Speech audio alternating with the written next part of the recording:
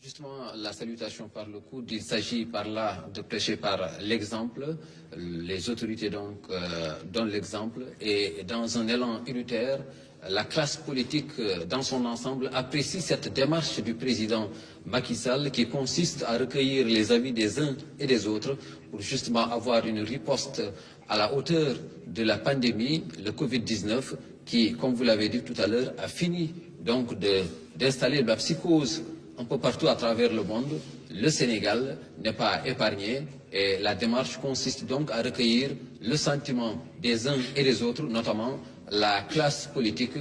surtout celle représentée au niveau du Parlement. Et c'est dans ce sens que le chef de l'État a reçu donc à 11h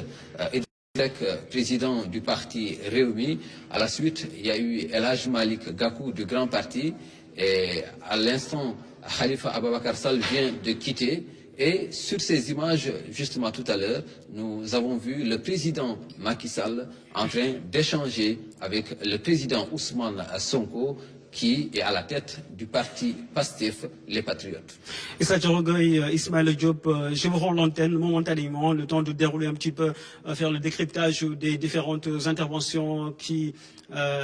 qu'on a pu recueillir ici à l'issue des entretiens que le président de la République accorde à des personnalités politiques, donc pour naturellement enrichir la réflexion autour de la lutte contre le Covid-19. C'est à vous, messieurs, et à tout à l'heure. Merci, Biram. Merci à vous. Khalifa Sall l'a dit. Quand c'est le pays, nous dépassons un certain nombre de contingences, plus d'unité, de solidarité, de responsabilité dans nos actes que nous posons toujours afin de vaincre le mal. Le Covid-19 aujourd'hui, c'est l'individu qui est touché. Il va falloir être solidaire, être unis, soutien donc au gouvernement. Il précise que les mesures prises par le chef de l'État rassurent, invitent à l'unité, impliquent par tant au niveau de l'État qu'au niveau de la société. Mu wax ko ci olof nanu ànd nanu juboo nanu déggoo lii mooy solution bi. waaw Issa noonu nga ko waaj noonu la ko ki nga xam ne moom mooy Khalifa Sall bi mu génnee loolu la rek la àddu ndax nee na moom waxtaan naag ki nga xamee ne moom mooy njiitu réew mi waaye li ñu waxtaan lépp daal xam leen ne génnul dinu bokk muy Sénégal te it Sénégal googu nag wax na ko nee na àdduna bi moo am feebar boo xamee ne daf fee wàlli feebar boobu nag di virus bi nga xamee ne bàyyiwul sunum réew tey moom la ñu war a jóg ngir taxaw àndandoo xeex ko nee na it déglu na kii di njiitu réew mi wax na ko xalaatam ci li nga xamee ne moom mooy feebar bi it mu am loo xam ne yëkkati na ko muy diaspora bi nga xamee ne xelam moo nga ca waxit ñi nga xamee ne ñoom ñoo ngi ci prison yi te mun ñoo dem mun ñoo dikk waaye mu ne loolu lépp daal bu weesoo li njiitu réew mi waxtaan ak moom bokk na ci nan la ñuy fexee ba xeex feebar bi nga xam ne dugg na ci suñu réew loola nag nee na moom amu ci xàjj amu ci seet nee na lépp loo xamee ne taxawaay la dana ko ci def wax na sax ne dañoo war a efficace wax na it li nga xamee ne moom mooy solidarité mooy fexe ba nga xamee ne maanaam daal dañuy ràbbaloo dimbalante waaye it booloo nekk benn gi wax na ko waaye it dafa am baat bu am solo bu mu utiliser muy responsabilité loola nag mu ne responsabilité bi nga xam ne moom la njiitu réew mi jël moom kat adhéré na ci ànd na ci te it dana ko ci jàppale dana ko ci taxaw loolu nag muy nekk loo xamee ne aussi wax na ne na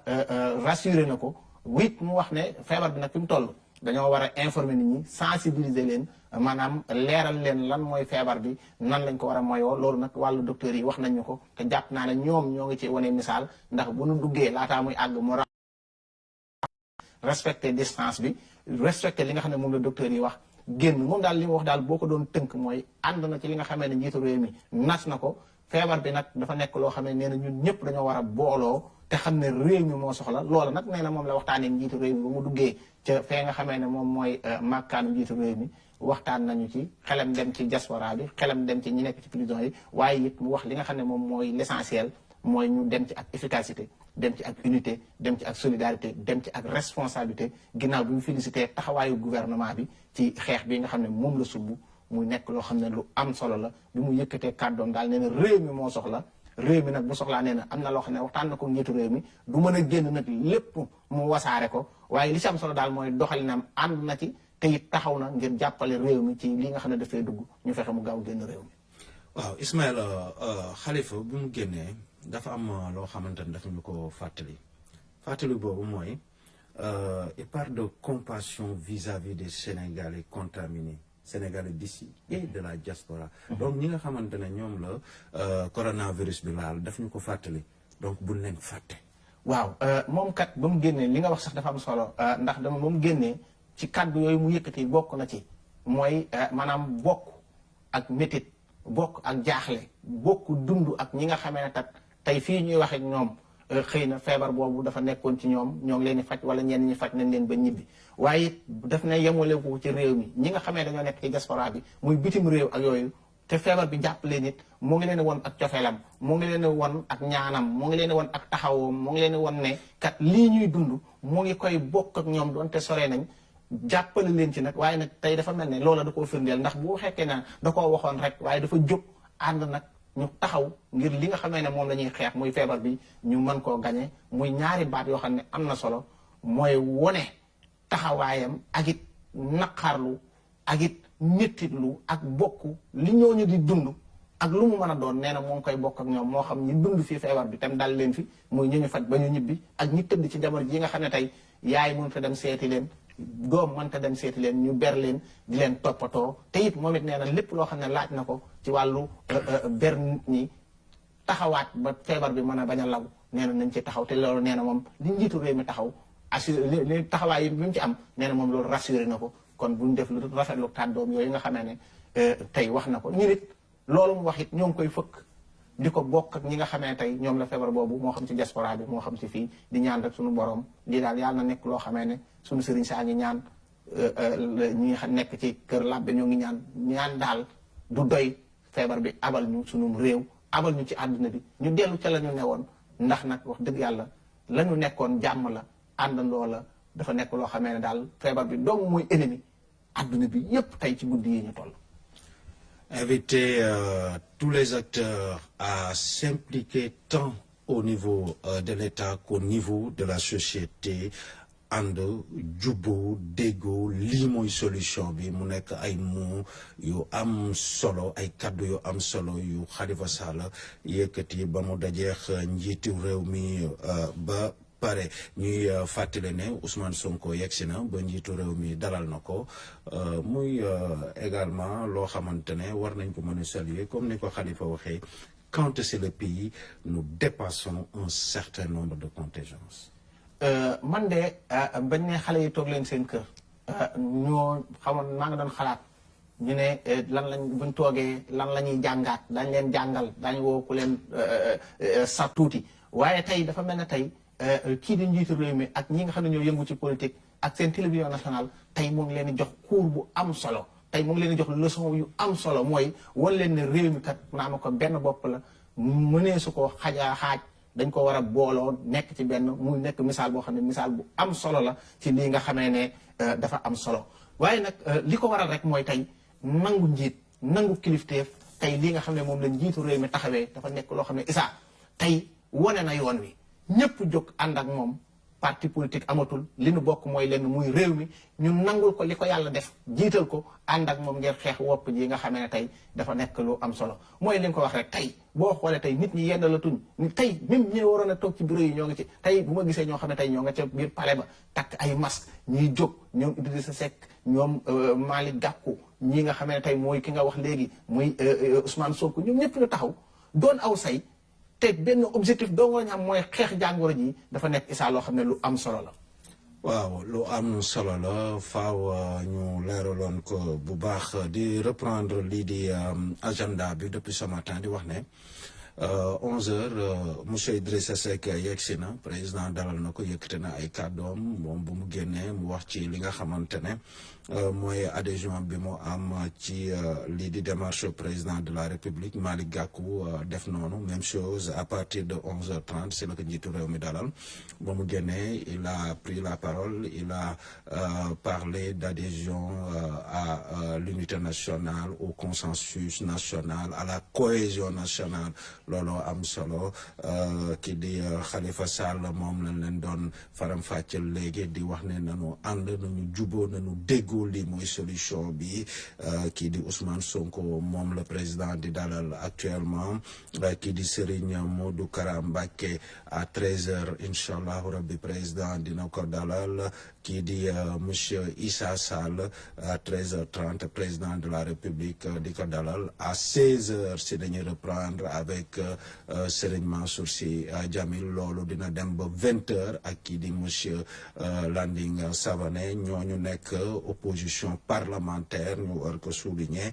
bu président di waxtaanal ñëpp war a mën a àndandoo xeex li nga xamante ne moom mooy Covid 19 bi mu am Ismaïla loo xamante ne am na solo mooy plan boobu nga xamante ne moom nañu oowee force Covid 19 force Covid 19 boobu nag day laaj mobilisation wu ñëpp buñ la mobilisation nag sax yaa ngi koy wax dama bëggoon nga dellu ci du kii am alal rek man nga bañ a indi alal mais nga indi xeetu alal donc y a des dons en nature y a énormément de choses quoi. waaw xam nga mobilisation comme ni nga ko waxee dafa nekk loo xamee ne dañuy woo ñëpp mobilisation nag pour mu bañ am xeej ak seen dafay nekk loo xamee ne kenn ku ne la nga am moom ngay indi xam nga bu ñu nee mondialisation tey am na koo xamee ne tey kat la mu am mooy diwlinam kee am ceebam kenn ku ne la nga am ngay jaayi ca jaba ja la nga yóbbu ca jaba nag deesu la ko xeebal ndax tey togg gi lu mu neex Issa dafay nekk loo xam ne kenn ku ne dafay xorom sa mënu caa ñàkk te daanaka moo ca gën a néew lu muy jaar kon am na njëriñ mooy li nga wax ci mobilisation dafa nekk loo xamee ne kenn ku ci ne ci ñun tey fii may waxee yow am na koo xamee ne man na ne man kat am naa sama sono bii ma am dama ko daan defee musique nit ñi di daje sono boobu damay def tey aw ma oto waaye damay woo Issa alma oto bii nga xamee ne tey double cabine la tem gaare ko ma takk ko ca du ma ànd ak kenn yor sama rajo di wër dëkk bi di leen xamal ne kat fii ñuy wax ak yéen am na feebar boo xam ne dugg na fi di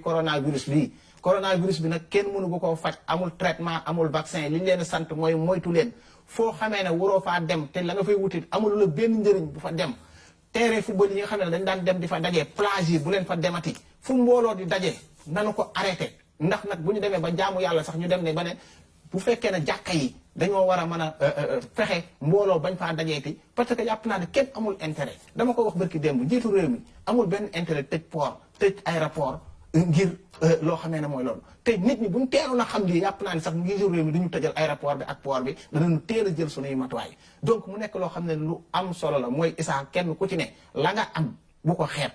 tey moo xam kàddu goo xam ne boo ko waxee ñu dégg ko ñu wax ko dégg naa ci beneen borom xam-xam bu ñuy wax sëñ Ousseynou Kane borom xalima gi mu wax ju am solo mu ne mbooloo mi kat da ngeen daan jóg di ma seet si waaye mbooloo mu muy jóg di ma seet si maa ngi sàkku ci yéen kenn ku ne mu toog ñaan ku ne mën na ko def fa nga nekk ñaan fa bu fekkee ne sax l'islam ji ñuy wax doo dee da ngaa jóg dem ca jàkka ja te boo demee da nga fay wàll nit di ko lor kooko loraange la toogal te jaamu yàlla jàpp naa ne nit ki moom amu na julli mbooloo dafa am tiyaaba yu ne waaye nag yonent bi waxoon na ko bu fekkee ne da ngaa nekk ci bërëb te yow nga xam ne jàngoro ji boo ko fa yóbboo mu law mais ña ngi koy yóbbu say bokk lañ say mbokki jullit lañ waa labbe ñoom it daan ne ñoom kat lañ daan dajee dakkali nañ ko donc yàqul dara ci ngëm-ngëm waaye fi réew mi toll moom moo laaj loo xamee ne tey dañoo war a am beneen taxawaay xoolaat nan la ñuy dundee suñu diine kilifay diine yi seen wax dëgg yàlla lu mu war a rafetlu la ndax nag dafa am loo xam ne njiitu réew mi moo ko moom am loo xamee ne tey ku ci ne da nga am njaboot gu lay déglu yow Issa am na foo xam ne tey boo fa waxee tey ca fee nga dëkk muy tëngee dañ la leader nga dañ lay déglu dañ lay bàyyi xel tey ku mel ne tey musicien bi bu waxtaanee tey ku mel ne tey ay Waly Seck yooyu mais kenn gisu leen dañoo toog jàpp seen jàmbur ñooñu nag ay message lañ te ñu moyu nag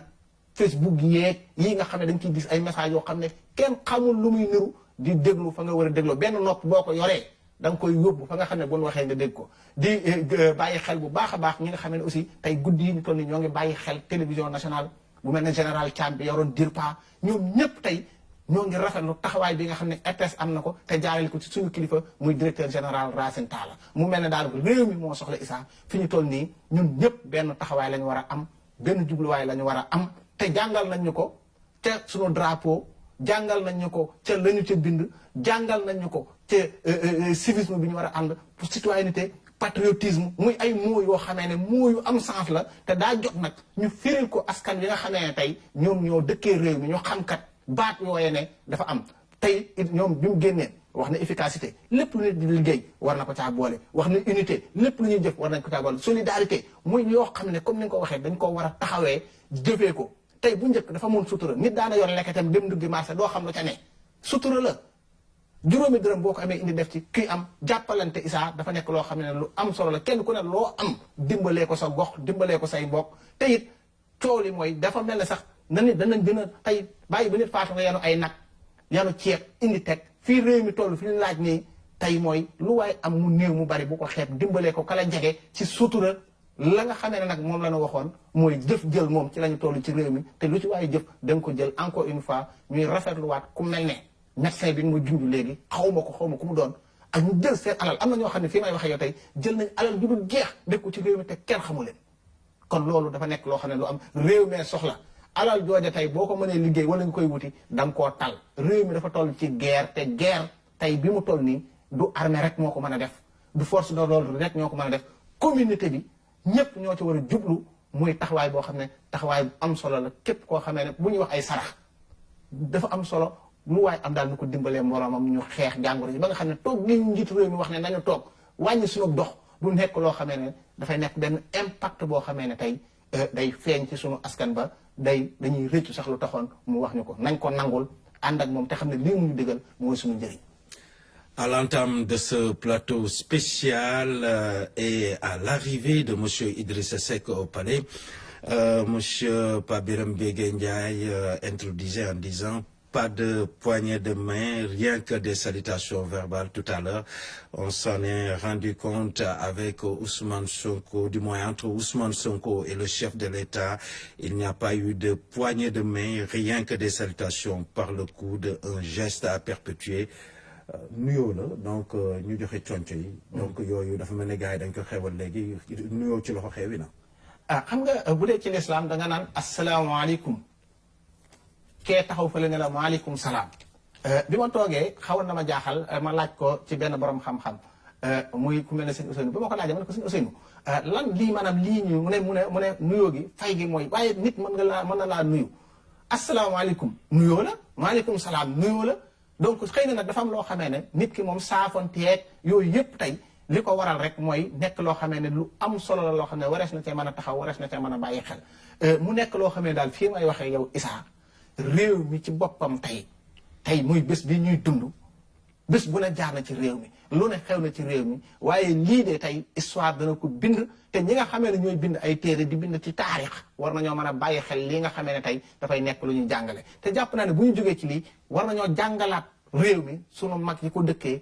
te liggéey fi wane fi ay yoon tey xëy na jàngal ñu ku mel ne Aimé Césaire baax na jàngal ñu keneen baax na waaye jàngal ñu solidarité jàngal ñu booloo jàngal ñu bu l'essentiel jotee ñun ñëpp ñu booloo ci jàngal ñu lan mooy am réew loolu tey armée ngi ciy def lu am solo réew mi dañoo war a xam lu mu doon parce que nit loo xamul doo ko mën a fonk tey réew tey booy dem Issa tey boo doon dem xare xaalis bu ma la dimbalee amul njëriñ costume bu rafet bu ma la jox nga sol amul njëriñ li am solo mooy li njiiti réew mi def kuy génn di xeexali réew mi lenn la am muy drapeau bi ñu bokk muy drapeau Sénégal moom la ñu lay woo ne la foo dem nekk fa ambassadeur yow leen la jox boo demee fexeel ba drapeau bi mu wadd moo tax ñoom ñuy dem di xeexal réew mi fu ñu toll tey moodu bi ambassadeur la fam ne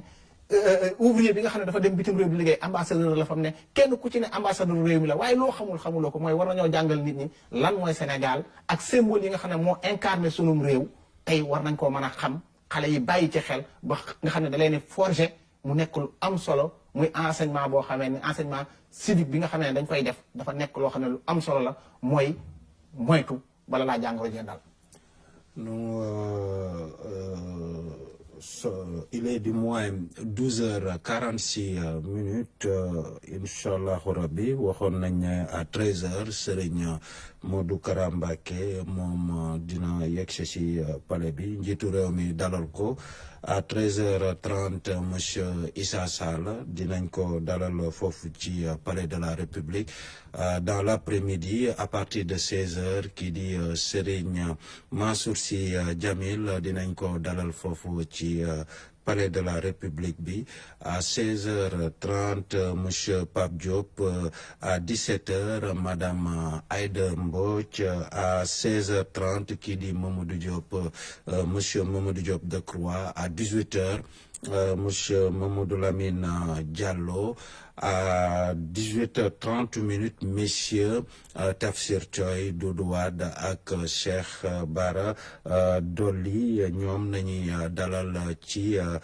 palais de la République à 19h monsieur Cheikh Bamba Dièye à 19h30 monsieur Mokhtar Sourang et enfin à 20h si lay jeex si nañuy dalal kii di monsieur Landing Savané mu nekk programme bu am solo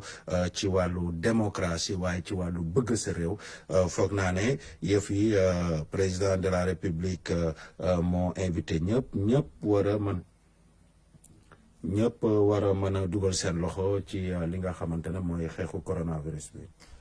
Issa li nga wax mooy li nga xam ne moom moo ne ndax comme noonu nga ko junjee tey xeex bi moom ñëpp ci war a dugal seeni loxo loola nag doo war a nekk amul xaj amul seen muy ku mu mën a doon ci àdduna daal war ngaa jëf-jëf joo xamee ne parce que fi ñu toll nii dégg naa la ci biir wax ji nga wax ko léegi muy kenn ku ci ne taxawaay bi nga xam ne moom nga war a am kon bu ma la déggee nga wax loolu mooy kon Issa nangu nga ne xeex bi du xeex boo xamee ne kenn nit rek moom moo ko mën a xeex ndax tey bu doon ni mbirum docteur rek la jàpp naa ne tey borom blouse yi dong ñooy sol seeni blouse te encore une fois fii may wax ak yow amul dañ leen a téye soldats si policiers yi ñoo ne leen bu kenn demati maanaam amatuñ vie de famille ñoom ñëpp ñu ne leen mobiliser wu leen jetu leen ndax dafa am ci loo xam ne ci la ñu ne loolu nag ñun ñoo leen war a dimbale pour mu gaaw ni ñu leen dimbale pour mu gaaw mooy li ñu sant ñu def ko li ñu tere ñu bàyyi ko xoolaat suñu taxawaay ndax nag xeex bi du xeex boo xam ne dafa war a yàgg dañoo war a jël ay mesures ci gaaw tey bu fekkoon ne dañ ko war a xeex ci semaine tey ñun dañoo war a taxaw boo xam ne bu ñu doxalee semaine rek dañu ne ñun kat am nañu ndam ci li ñu doon xeex feebar bi moom dañoo war a commencer bis ni ki tey ñu fexe muy dellu gannaaw bañ a jëm kanam moo ngi fi nag nan fexe ba docteur yi ñoom xam nañ nuñ koy jàngatee ak nuñ koy xoolee ba topp ñu te it Issa dafa am wax ju am solo joo xam ne xaw ma tax nit ñi bàyyi nañ ci njiitu réew mi li mu wax démb nee na am na hôtel yoo xam ne kon moo nga ñi feebar sax ñoo ngi leen di bàyyi xel ci confort am na ay hôtel yoo xam ne dañ koy téye ngir mën caa denc ñi nga xamee ne dañoo feebar ngir ñu mën a nekk mu bañ a nekk genre psychose boo xam ne lu am solo la bi mu nee hôtel parce que bu ñu nee hôtel rek noppalukaay lañ koy wax waaye tey bu ñu jëlee lu mel ne ay hôtel jël ay bërëb yoo xam ne bërëb yu mucc ayib la ñu taxaw ci ngir dugal fa ñi nga xam ne dañoo tawat médecins yi ñëw fekk leen fa ñi leen war a faj ñi nga xamee ne wutuñ fa dara ñu toog dafa nekk loo xam ne lu ama solo la kon nag ñun dañoo war a jóg ndax nag hôtel yi mënuñoo jël hôtel yépp joxe ko ngir xaar feebar bu jëm déwén mënuñoo jël seeni clinique joxe ko diir bu gàtt daal war nañ cee mën a booloo ba ni siin def tey nga xam ne ñoom tëjoon ne leen wàññi leen seen dem ak dikk moo leen tàmbalee wax ne mën ngeen a dem fii mën ngeen a dem fii waaye moytu leen ca la ñu war a toll ci diir bu gàtt ci ñaari semaine wala gën gaa bari ci diir bu gàtt bu ñu dawalee semaine daal bëgg naa résultat bi feeñ ci askan wi nga xamee ne moom mooy askanu Sénégal te jàpp naa ne nii ñu doxalee nii bu dakkul danañu gis njëriñ yi. waaw dafa mel ni bientôt ñu war a mën a dellu palais donc recueillir fa ay information sama gars yi sont en place Pape Birame waaw dafa mel ni am na lu bees foofu. Oui. Issa Thioro Gueye, on annonce l'arrivée imminente de Cheikh Modou Kara Mbacké qui va être reçu dans un instant par le chef de l'État. Je rappelle que le président de la République, Macky Sall, est en ce moment même en entretien avec Ousmane Sonko, le leader du parti PASTEF, qui est arrivé il y a une vingtaine de minutes ici au palais présidentiel dans la série de consultations avec le chef de l'État dans un contexte marqué par la lutte contre le Covid-19. Alors Aboubacry Kane mu mel ni ki nga xamante ne moo di Cheikh Modou Kara Mbacké di kilifa diine bu ñu ràññee lool engagé itam ci wàllu politique yegsi na fii ci makkaanu njiitu réew mi mu ngi jàll li nga xamante ne moo di sécurité bi léegi mu yegsi fii mu war a mën a dugg donc war a waxtaan ak njiitu réew mi. effectivement ni nga ko waxee noonu la ginnaaw bi njiitu réew mi wootee ngir waxtaan ak ñi nga xam ne ñoo nekk ci langue politique bi ginnaaw bi mu dalalee donc Idrissa Seck dalal itam El Hadj Malick Gakou dalal Khalifa Ababacar Sall ak ki nga xam ni instant bi moo nekk ci biir di waxtaan ak moom di Ousmane Sonko jiite itam parti Pastef les Patriotes njiitu réew mi bu weesoo kooku dina dalal ki nga xam ni mooy Serigne Modou Kara jiite itam parti bi ñuy wax PVD doon itam kilifa diine bu ñu ràññee rawatina ci wàllu mouridisme lépp rek jëm ci waxtaan bi nga xam ne moom la njiitu réew mi wootee ngir ñu xool naka la ñuy booloo doon benn fas yéene jàmmarloog jàngoro ji nga xam ni mooy Covid-19 te jamono ji ñuy wax ni Sénégal enregistré lu toll ci 78 cas confirmés bu weesoo donc juróom-ñetti cas yi nga xam ni wér nañu Pape Birame Bigué Ndiaye. Oui, et sur le programme, on annonce également que M. Youssou Ndour sera consulté ce soir par le chef de l'État, le président Macky Sall, donc lui, le leader de Fekke Machibole, donc qui va clôturer la liste de la série de consultations entamée depuis ce matin par le chef de l'État, le président de la République. Macky Sall, je vous le disais tout à l'heure, Cheikh Mouloud Kara Mbacké est ici dans les murs du palais de la République. Le protocole d'État est en train de l'acheminer ici au palais, au salon d'honneur du palais présidentiel pour son entretien avec le chef de l'État. L'entretien avec Ousmane Sonko n'est pas encore terminé. Les discussions se poursuivent à l'intérieur du salon présidentiel où le chef de l'État, le président Macky Sall, reçoit ces personnalités politiques qui vont naturellement apporter leur contribution à la lutte contre le Covid-19 et puis sur initiative bien évidemment du président de la République Macky Sall qui a décidé d'associer à cette lutte contre le Covid-19 toutes les forces vives de la nation, qu'on soit homme politique, personnalité de tout rang, pour naturellement enrichir cette réflexion qui aujourd'hui interpelle tout le monde entier parce que c'est un fléau qui touche pays développés, pays sous-développés, personne n'est à l'abri. Et puis, donc, c'est dans cette dynamique, dans cet esprit que le chef de l'État a pris l'initiative de consulter l'opposition parlementaire. Et puis, parmi cette opposition parlementaire, on note d'éminentes personnalités politiques, mais également Mokhtar Souran, le coordonnateur du FRN, le Front de Résistance Nationale, sera là également. Il sera reçu par le chef de l'État, lui qui représente les autres partis politiques qui ne sont pas présents à l'Assemblée nationale, pour vous dire tout simplement que c'est dans une dynamique d'inclusion que le président de la République a pris donc la décision de s'entretenir avec tout le monde pour avoir le maximum de contributions qui puissent enrichir naturellement ce schéma qui a été mis en place pour aller dans cette dynamique de lutter efficacement contre le Covid-19. Déjà hier, le président de la République a pris d'importantes mesures qui ont été saluées jusqu'ici par toutes les personnalités politiques qui sont passées à notre micro à l'issue de leur entretien avec le chef de l'État, pour dire tout simplement que le président Macky Sall a pris les bonnes décisions qui, c'est au contexte du moment, c'est cette mesure principale qui est l'état d'urgence qui a été décrété par le chef de l'État et puis assorti d'un couvre-feu de 20h à 6h du matin pour naturellement limiter les déplacements des individus et puis stopper naturellement la propagation de ce virus. Donc, et puis l'autre chose également, c'est que le chef de l'État pense aux couches défavorisées parce que il y a une enveloppe de 50 milliards de francs CFA qui a été dégagée pour naturellement apporter une aide alimentaire à ceux qui seront dans le besoin. mu mel ni Aboubacry Kane donc njiitu réew mi ci message bi mu amal démb su guddi askan wi yëpp ñu ci ànd. Effectivement, il s'agit donc d'une forte adhésion notée au niveau de toute la classe politique. Les premiers responsables politiques qui sont passés ce matin l'ont réaffirmé. Et ce qui justifie justement cette adhésion, c'est cette démarche participative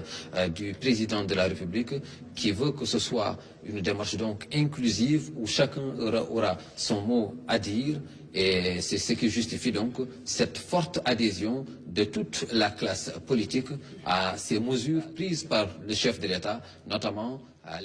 l'enveloppe dégagée pour aider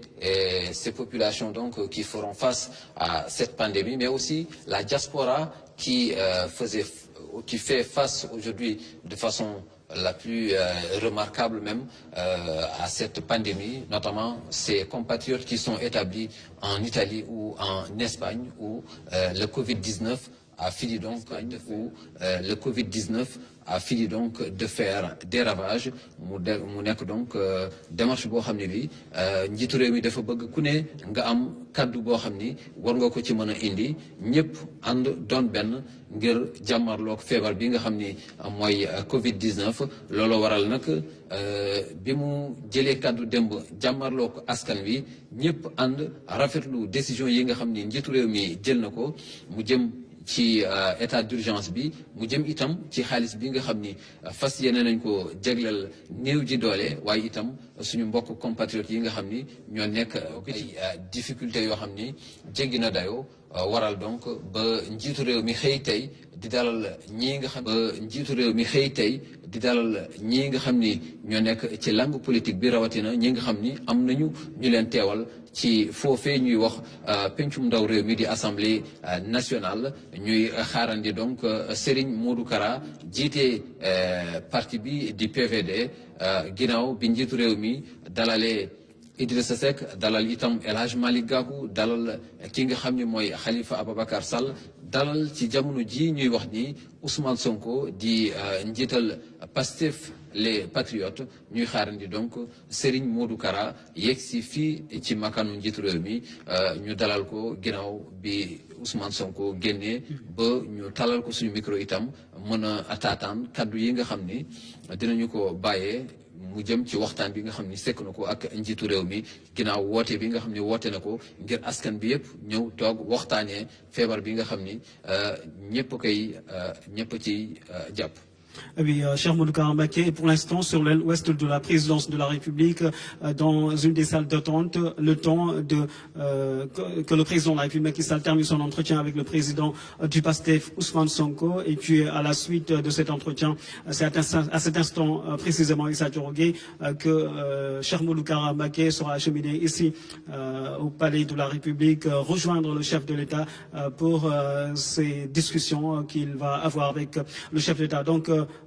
on va vous redonner l'antenne Issa Diorogui le temps que Ousmane Sonko termine son entretien avec le chef de l'État et c'est à cet instant que nous allons reprendre l'antenne ici pour vous faire vivre l'arrivée ici au palais présidentiel de Cheikh Modou Kara Mbacké. Je vous le rappelle, il est déjà arrivé au palais de la République, il est au niveau de l'aile ouest, il patiente là-bas en attendant que Ousmane Sonko termine bien sûr son entretien avec le chef de l'État. ñu delloo la kàddu gu Issa Diorogui après ñu dellu si waat si kanam tuuti. waaw timing bi respecté ngeen ko mais juste pour insister ci mesure barrière yooyu nga xamante ne moom lañ jël foofu biir palais de la République.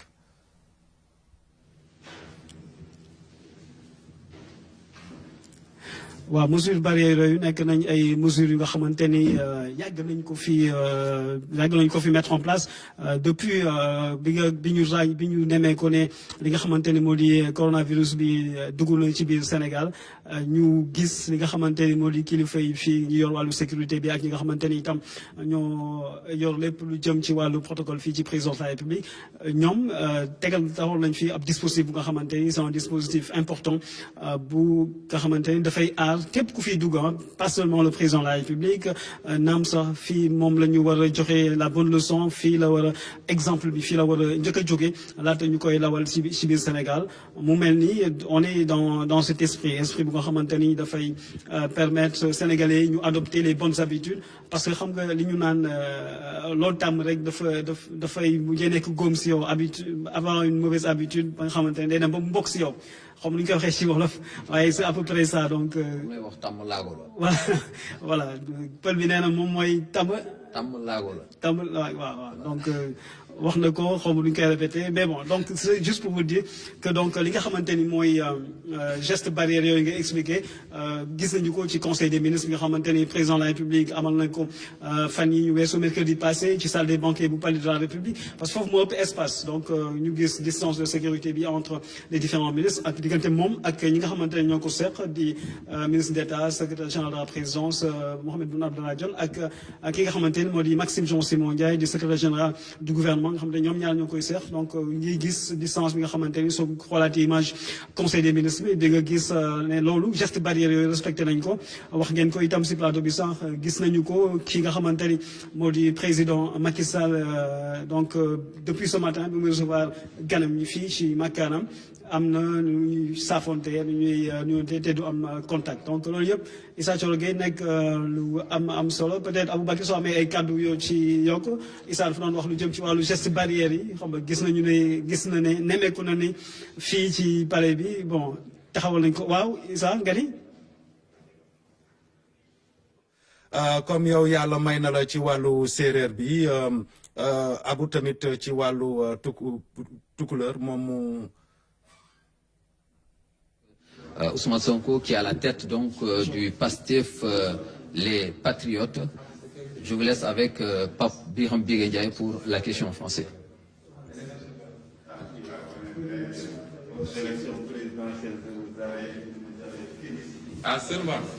Alors, nous sommes avec monsieur Ousmane Sonko, président du parti PASTEF. Alors, vous venez d'avoir un entretien avec le chef de l'État. Dans un contexte marqué par la propagation du Covid-19, le président de la République a pris d'importantes mesures allant dans le sens de lutter efficacement contre ce Covid-19. Dites-nous comment avez-vous apprécié cette initiative du président de la République d'associer toutes les forces vives de la nation à la réflexion, notamment à la classe politique, l'opposition dont vous faites partie?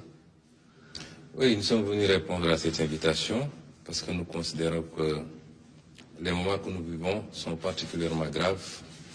et qu'ils doivent appeler de chacun de nous au sens de la responsabilité et surtout du dépassement par rapport aux convictions que chacun d'entre nous peut avoir. L'État a la prérogative et la priorité de la gestion de cette crise. Mais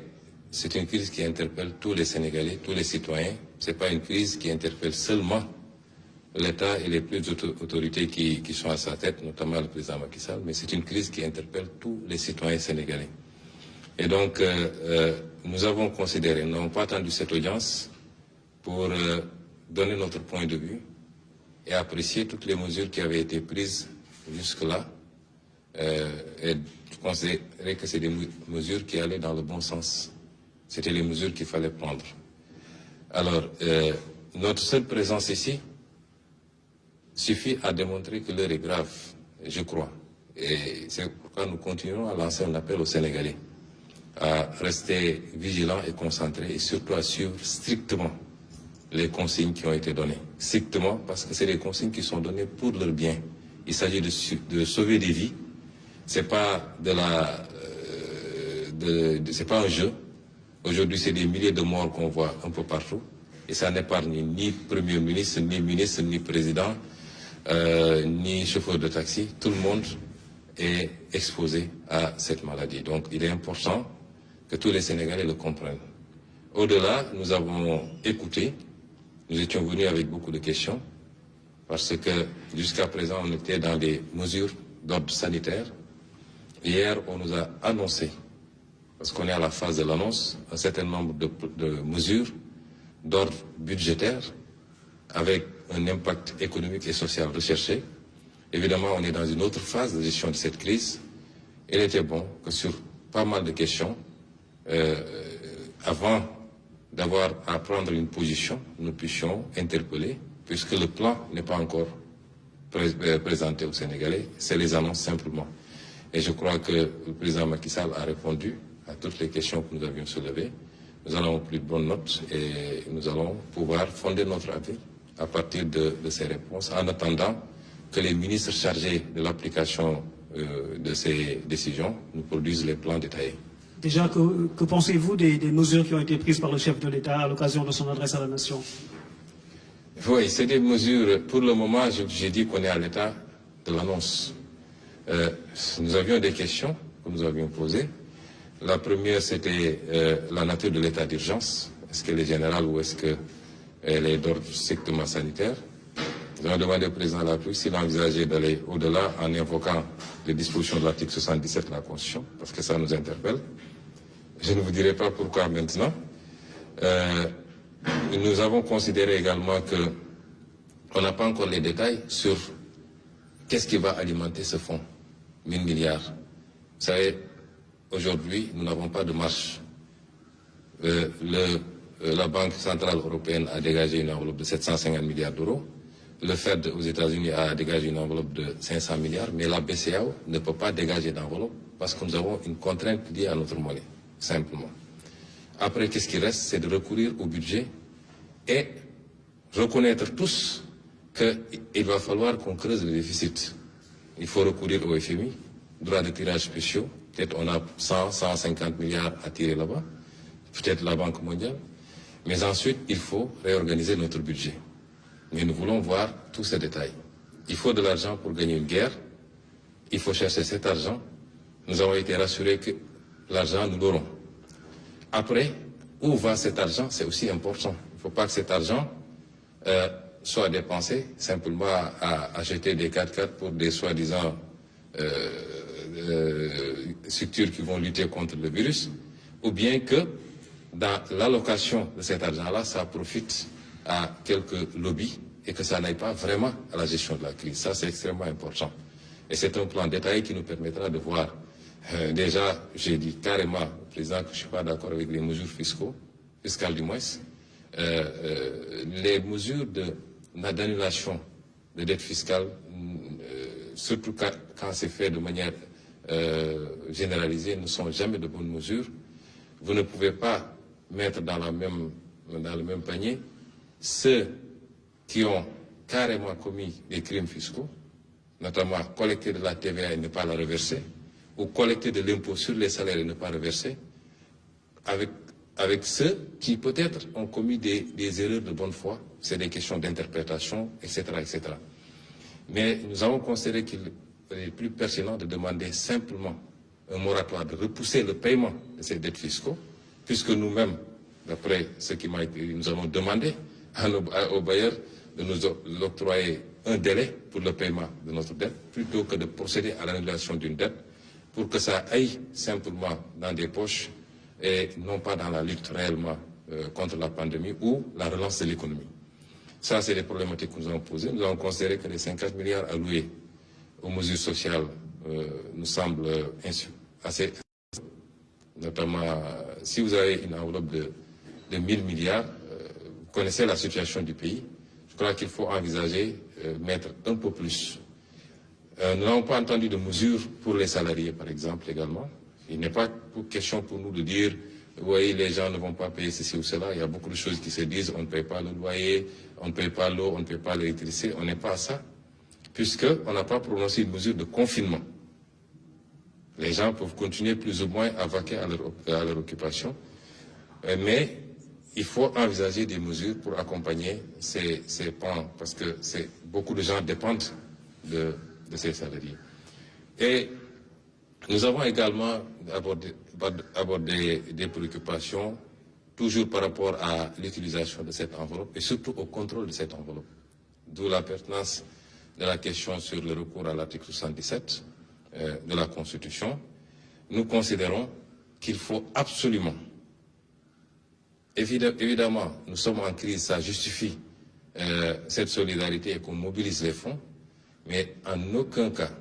il ne faudrait qu'un seul franc destiné à ce combat se retrouve ailleurs que de droit.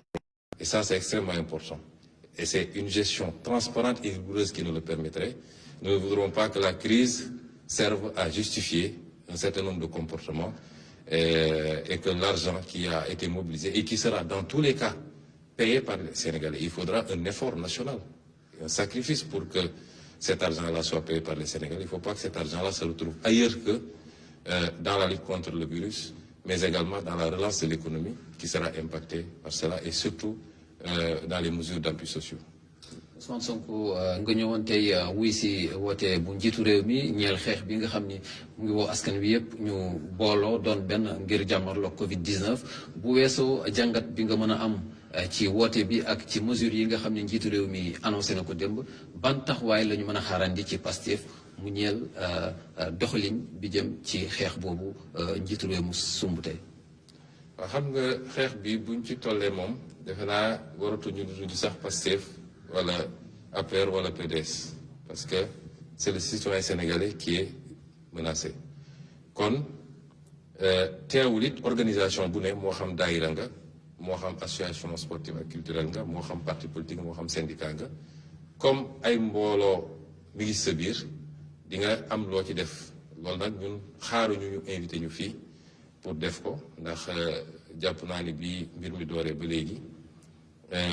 mesures yi nga xam ne jël nañ ko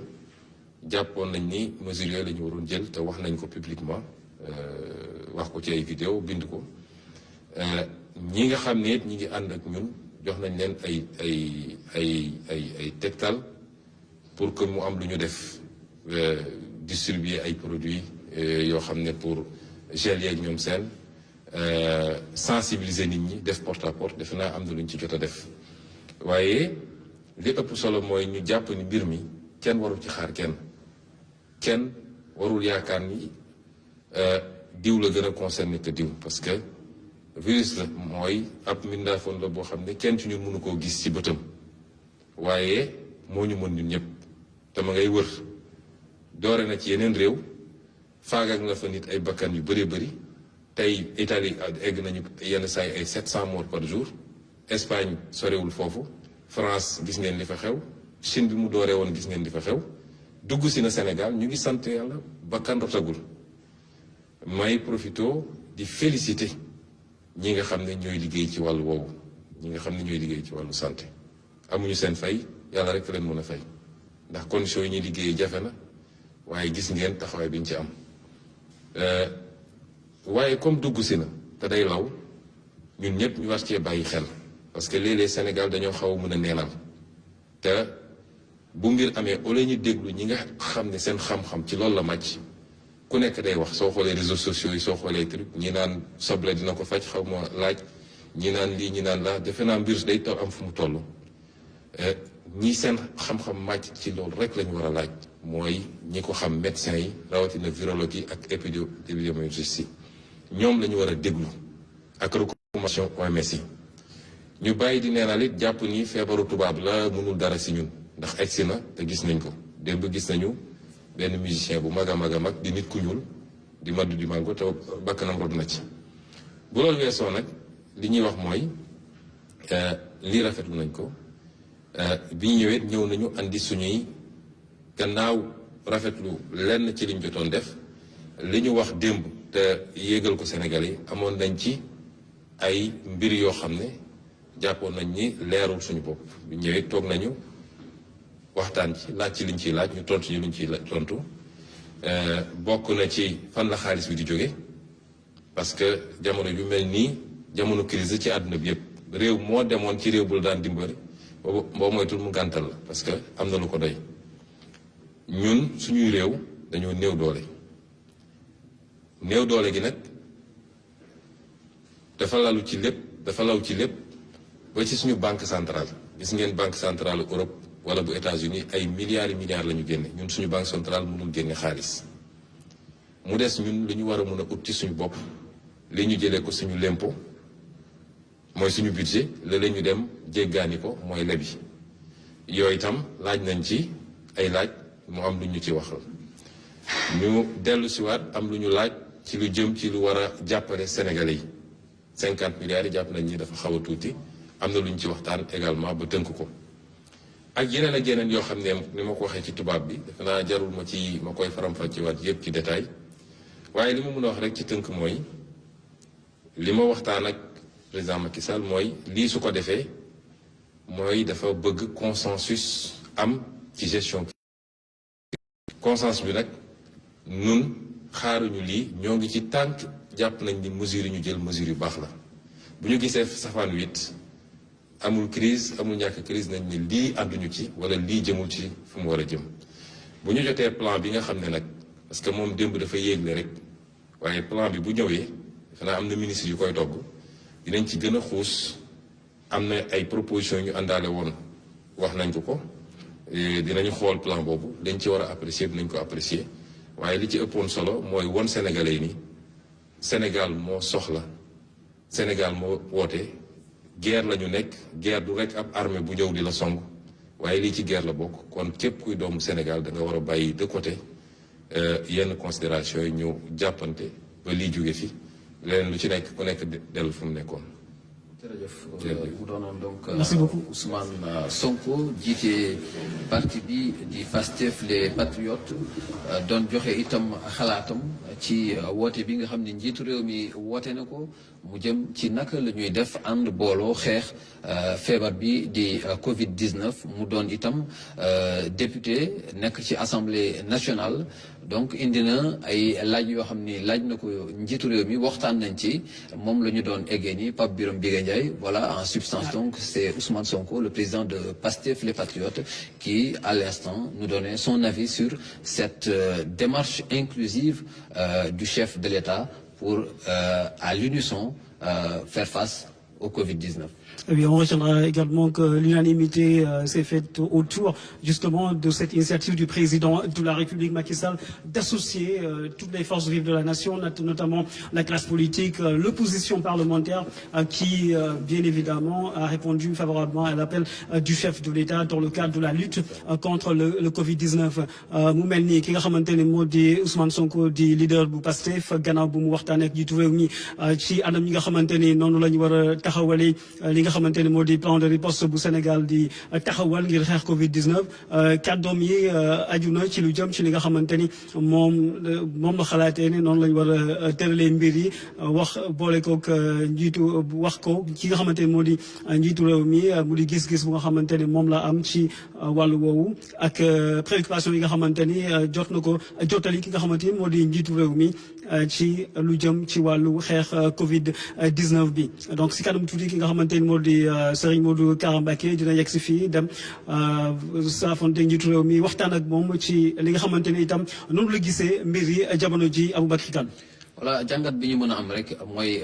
Ousmane Sonko yëkkati na fi ay kàddu mu jëm ci par exemple mesure fiscale yi nee na moom àndu ci waaye li ñu mën a war a leeral rek mooy que mesure yooyu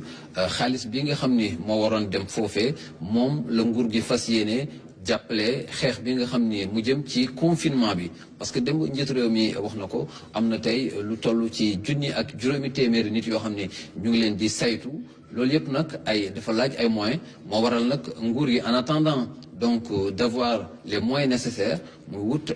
naka lay def ba justement mën a jàmmarloo ak charge yi nga xam ni jëm na ci wàll woowu te recette fiscale yooyu jàpp naa ni bokk na ci liy jàppale comité bi ci mesures yi ñuy njëkk jël mu jëm ci confinement bi nga xam ni ñi nga xam ni ñoom ñoo amee laagu gi jamono ji te ñu toll ci 78 personnes. D'accord. En tout cas, le chef de l'État a déjà donné des garanties de transparence dans la gestion de ce fonds-là. À l'instant, l'arrivée de Serigne Modou Kara Mbacké, leader du PVD, qui va s'entretenir avec le chef de l'État. Il est donc accueilli par le directeur du protocole d'État qui va donc l'acheminer directement vers le salon présidentiel où l'attend le chef de l'État, le président de la République Macky Sall, qui poursuit sa série de consultations dans le cadre de la lutte contre le Covid-19. Vous le voyez à l'instant à l'image, Cheikh Modou Kara Mbacké reçu par le président Macky Sall mu di kilifa diine ki tam njiitu PVD, Parti pour la vérité et le développement. Donc mu nekk ñaari kilifa yu nga xamante ni danañu waxtaan ci li nga xamante ni moo aju ci nu ñuy def ba xeex lii di Covid 19 bi. Aboubacry Kane ñoo ko gisandoo Cheikh Modou Kara yegsi na fii ci mataalum njiitu réew mi ñu ngi waaj a tàmbali li nga xamante ni moo di waxtaan bi ñuy amal et puis war ko partager ak askan wi. effectivement njiitu réew mi bëggul bàyyi kenn ci ginnaaw dafa bëgg ñëpp ànd booloo doon benn moo waral mu yaatal waxtaan wi fas yéene donc waxtaan ak ñi nga xam ni am nañu ñu leen teewal ci pencum ndaw réew mi waaye itam waxtaan ak képp koo xam ni tey am nga baat ci réew mi ndax feebar bi ñi fi jaar yëpp jot nañ ko wax feebar bi amul couleur feebar bi xamul frontière donc doon na loo xam ni ñun ñëpp ñoo war a ànd booloo doon benn ngir jàmmarloo ak moom waral ba njiitu réew mi yaatal waxtaan yi mu dal jamono ji nag Serigne Modou Kara Mbacké jiite PVD ñuy xaarandi rek bu génne moom it ci waxtaan woowu mu war a am ay kaddu yoo xam ni dinañu ko dénk mu jëm ci woote bi nga xam ne njiitu réew mi woote na ko ngir ñëpp ànd booloo doon benn xeex feebar bi di Covid 19 ñuy fàttali rek ni jamono ji ñuy wax Sénégal mu ngi toll ci 78 cas confirmés mu doon loo xam ni du lu néew donte amaguñu kenn ku ci ñàkk bakkanam doon na itam ay statistiques yoo xam ni yu doy waar la ñëpp war a donc booloo doon benn ngir xeex ak feebar bi nga xam ni mooy Covid 19 Pape Birame Bigué Ndiaye. L'entretien avec Cheikh Modou Kara Mbacké a démarré c'est parti pour une demi-heure d'échange entre le président de la République Macky Sall et Cheikh Modou Kara Mbacké, chef religieux du parti PVD, donc dans le cadre de cette série de consultations initiées par le chef de l'État. Alors à présent, direction le Triangle Sud, on retrouve notre cher Issa Thioro Gueye. On vous laisse dérouler en attendant bien évidemment de revenir ici dans une trentaine de minutes pour la déclaration de Cheikh Modou Kara Mbacké à l'issue de son entretien avec le chef de l'État. doo leen demagum dinaa leen téyewaat tuuti yaax Abou ngeen defal ñu benn résumé bu ndaw ci séeréer ak ci pulaar.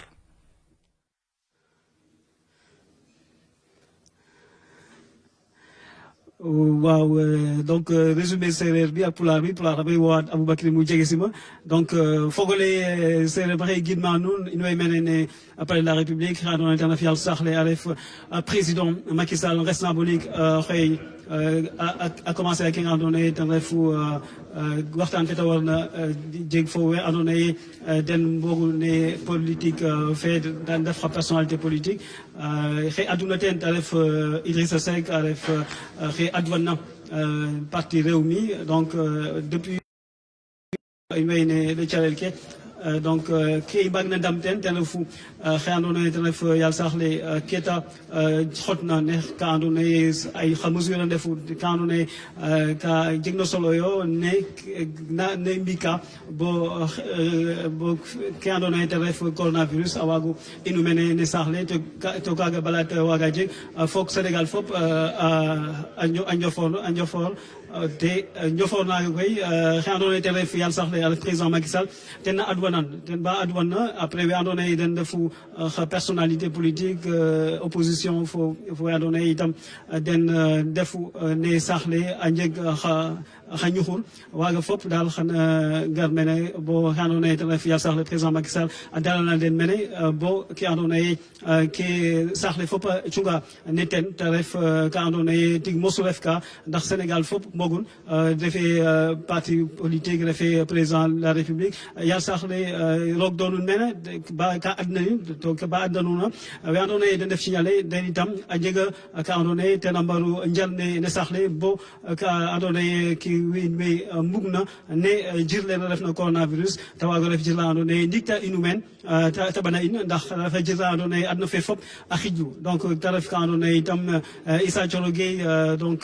ta ref ka andoona yee ka jeg na solo yo te itam Sénégal fop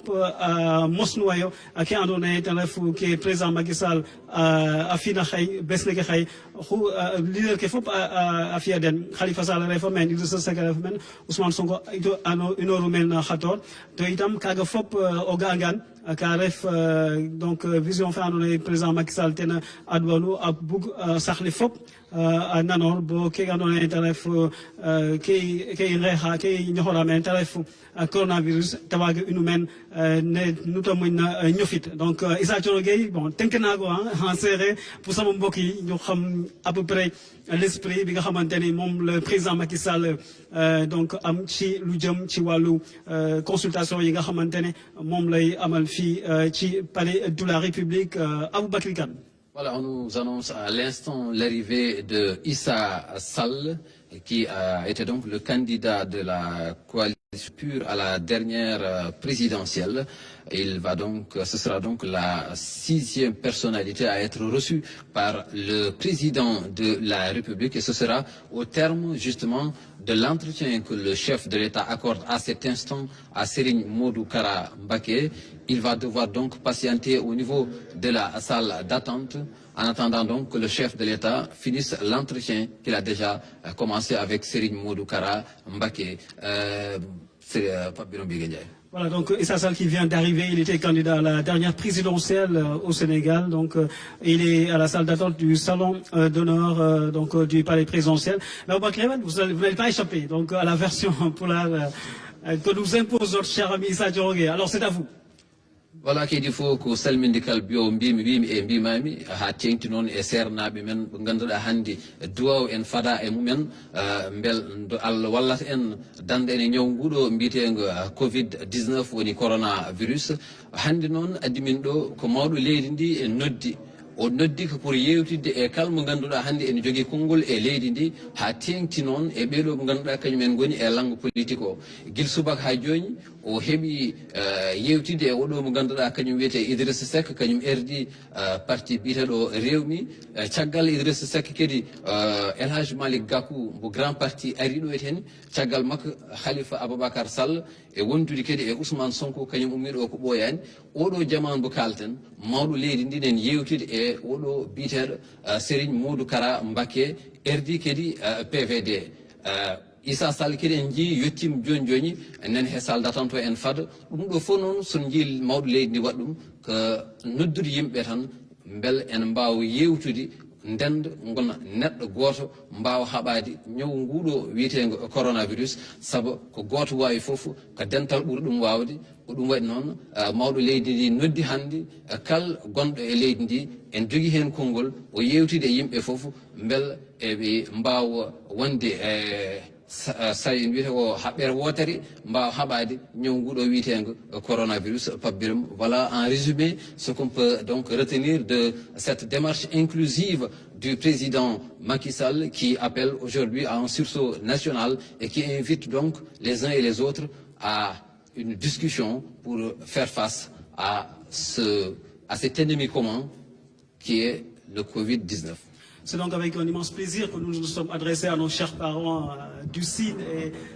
du Fouta, bien sûr pour diversifier la langue de communication, pour que véritablement tous les foyers du Sénégal puissent nous capter dans les meilleures conditions. Issa Diorgué, je vous rends l'antenne en attendant bien sûr de revenir pour l'entretien avec le professeur Issa Sall. Garde un repérage à tout à l'heure Ousmane Sonko wax na ko mu mel ni devise du Sénégal ñu ngi koy amaat un peuple un but. Une fois on est en guerre, il faut un effort national, il faut des sacrifices, dit-il. Il faut qu'on fasse beaucoup plus d'efforts dans l'investissement. C'est le citoyen sénégalais qui est menacé. Il faut que tout le monde s'investisse. Il s'agit de sauver des vies. C'est pas un jeu, dit-il. C'est des milliers de morts qu'on voit un peu partout. Il est bon également d'encourager le personnel médical. Il adhère parfaitement à cette démarche du chef de l'État. D'autant que pour lui, l'heure est grave, il faut rester vigilant, concentré, dit-il. Il nous annonce en même temps dans sa déclaration, dans son entretien avec Pape Biram et Aboubakry Kane que et ça, on le savait, Emmanuel Djoko Dibango, plus connu sous le nom de Manu Dibango, est décédé à Paris à l'âge de 86 ans, je le rappelle. Manu Dibango, donc Emmanuel Djoko Dibango, est né à Douala en 1933. Il est décédé donc à Paris. Mu nekk loo xamante ne tamit faaw ñu fàttali ko ñi ñu xamante ne yëf Issa noonu foofu nga daanelee mooy yëfi lu caaxaan ndax wax dëgg yàlla bu ñu xoolee feebar bi ñenn ci ay kilifa yoo xamee ne des fois mu fëkk leen ñuy ñaan yàlla na fi yem tey ñaan suñu borom yàlla na ko àtte ci yërmandeem sama xel dafa dem ci lii may jot a gis ci wenn waykat bu ñuy wax Fallou Dieng bu waxoon ne bennoo la ñu wax ci mim réew kon mu mel ne bennoo googu nga xam ne moom la wayoon dafa mel ne tey moom moo feeñ nga dégg ki nga xamee ne moom mooy Ousmane Sonko nee na sama teewaay fii mooy wone ne l'heure est am tey bu ma ñëwee tey war nañoo mën a jël li nga xamee ne moom mooy sunu woroo ak sunu lépp nu teg ko fële ànd ak ki nga xamee ne moom mooy njiitu réew mi nga xam ne moom a woowoon mu ñëw wuy si ko tey ndax feebar bii nga xam ne moom mooy dalee épargné wul kenn mu tekki ne du ministre du député du borom taxi bi du ko am da alal du ko ñàkk alal feebar bi moom daanaka moom seexluwul kenn noonu la ko firee mu ne nag moom bi mu ñëwee seet si njiitu réew mi am na ay question yoo xamee ne bi muy ñëw indaale na ko wax na ko dalal na ci xelam leeralal na ko li muy ñaan nag mooy ñun ñu adhéré ci lii nga xamee ne moom la njiitu réew mi nas muy ànd ak moom jàppale ko ci lii nga xamee ne moom la sumb waaye ci kàddoom mu ne moo ngay delloo njukkal di gërëm di sant tey ñaanal tey soññu di jàppale waat docteur yi nga xamee ne seen taxawaay ci wopp ji nekk na lu am solo yemu ca mu ne fi mu toll nii nag naa ma ko benn kàddu moo war a am déglu borom xam-xam yi bañ a xool naan laaj baax na ci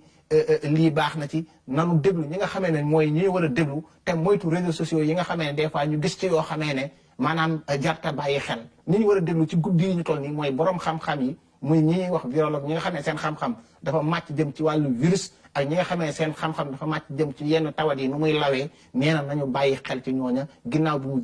jaajëfalee médecin yi nga xamee ne tey moom lay dal indi na it lu am solo nee na feebar bi ba muy doog a ñëw nit ñi dañ doon wax naan du dal nit ku ñuul tubaab yi rek tey fi ne nii ki nga lim léegi muy waykat boo xam ne ñëpp ko ràññee. Emmanuel Dibango ñu gën ko xam ci Manu Dibango. Manu Dibango mu nekk koo xamee ne tey jàpp naa ne moom. saxophoniste bu am solo ci wàllu musique. ci wàllu adduna tey. ñëpp xam nekk Camerounais tey lii ñëw fukk ko yóbbu. kon feebar bi moom la mu ci doon wax mooy amul seexlawul kenn du nit ku ñuul du nit ku weex yooyu ay waxe ko daanu ci sareet la te jàpp naa ne nit ñi léegi comprendre nañ ko waaye it wax na ci wàllu xaalis ndax nee na xeex bii kat nga xam ne moom la ñu dët man li koy tax a gañe alal ci la bokk te alal jooju nag fu nu koy mën a wutee ndax koo daw di wuti ndimbal mu ne la sama bopp laa tal kon fii la ñu war a mën a yaxanal li nu am te lii njiitu réew mi wax nga xamee ne tey dañoo war a dimbal ay nit moom sax nee na ndimbal googu nañ ko gën a mën a yokkee ndax jàpp na ne tuuti na nañ ko gën a yaatal te it ndimbal googu àgg ca ñam war a àgg mu nekk loo xamee ne lu ama am solo la nee na daal Sénégal moo soxla ci guerre la ñu ne muy kàddu yoo xam ne kii di njiital Pastef ni Ousmane Sonko yëkkati na ko ne it adhéré na ci li nga xam ne moom mooy taxawaay bi lépp lu ci xam-xamam ak xalaatam dana ko ca wax bu wax ko jotee dana ko ca jëf bu jëf ko jotee waaye daal lim ñu rappelé mooy moment bu am solo la boo xamee ne laaj na li ñuy wax responsabilité moom la ubbee ak yéen ak li nga xam ne moom mooy dépassement maanaam fàtte lépp jublu ci lii ñu dëgmal muy xeex coronavirus bi nga xam ne tey moom moo gane ci suñu réew muy wane daal la waykat ba waxoon ne bennoo la ñu wax ci mim réew. Restez vigilants et concentrés, a dit Ousmane Sonko. L'heure est grave. Pour l'instant, le président est en train de s'entretenir avec Serigne Modou Kara Mbacké, Issa Sall, monsieur Issa Sall, candidat à la dernière présidentielle et présentement au Palais de la République. On va attendre d'un moment à l'autre les propos de Serigne Modou Kara Mbacké et l'arrivée de monsieur Issa Sall dans le salon où il sera reçu par le chef de l'État. ñu wax ko ci olof rek Ousmane Sonko nee na ñu rester vigilant ñu gën a concentré wu gën a bàyyi xel ci li nga xamante ne mooy Covid-19 bi on est en guerre il faut que ñëpp def ay efforts il faut que ñëpp sacrifié wu li ñu joxe sax faaw ñu gën ko dooleel pour que Sénégal gën a mën a taxaw ci li nga xamante ne mooy xeex bi ñu war a xeex Covid-19 di rafetlu rek traduction bi nga xamante ne tout à l'heure ñoom Pape Birame Bigué Ndiaye ak kii di Aboubacry Kane def nañ ko pour séeréer bi ak pulaar bi dinañ gën a yaatal mbir mi Ousmane Sonko également wax na ne ñu gën a encourager lii di personnel médical bi président de la République waxoon na ko ñoom Idrissa Seck ñi duggoon ak ñoom ñëpp dellusiwaat nañu xam nañ ne ay jàmbaar nañu gis nañ li nga xamante ne moo amoon Italie gars yi génn taal seeni lampe taal seeni sondeel ak France sax di gën a may doole may fit ñi nga xamante ne ñooy personnel médical bi pour que ñu gën ñoo mën a jàppale ci li nga xamante ne mooy xeexu Covid-19 bi di fàttali rek ne tey ce matin Idrissa Seck recevoir nañ ko depuis 11h Malick Gakou tegu ci après Khalifa Sall ñëw tegu ci après Ousmane Sonko ñëw tegu ci après Serigne Modou Kara ñëw tegu ci après Issa Sall ñëw tegu ci. Dans l'après-midi également d'autres personnalités seront reçues au palais à partir de 16h et ce jusqu'à 20h. Serigne Mansour Sy Djamil nañ koy doore Demba ki nga xamante ne moom mooy il y a également Youssou Ndour qui est annoncé sur place mu nekk ne encore une fois comme li ma doon sànq rek benn devise la gars yi ñu koy jëmmal un peuple un but une fois. muy lu am solo nga yóbbu ma ci institution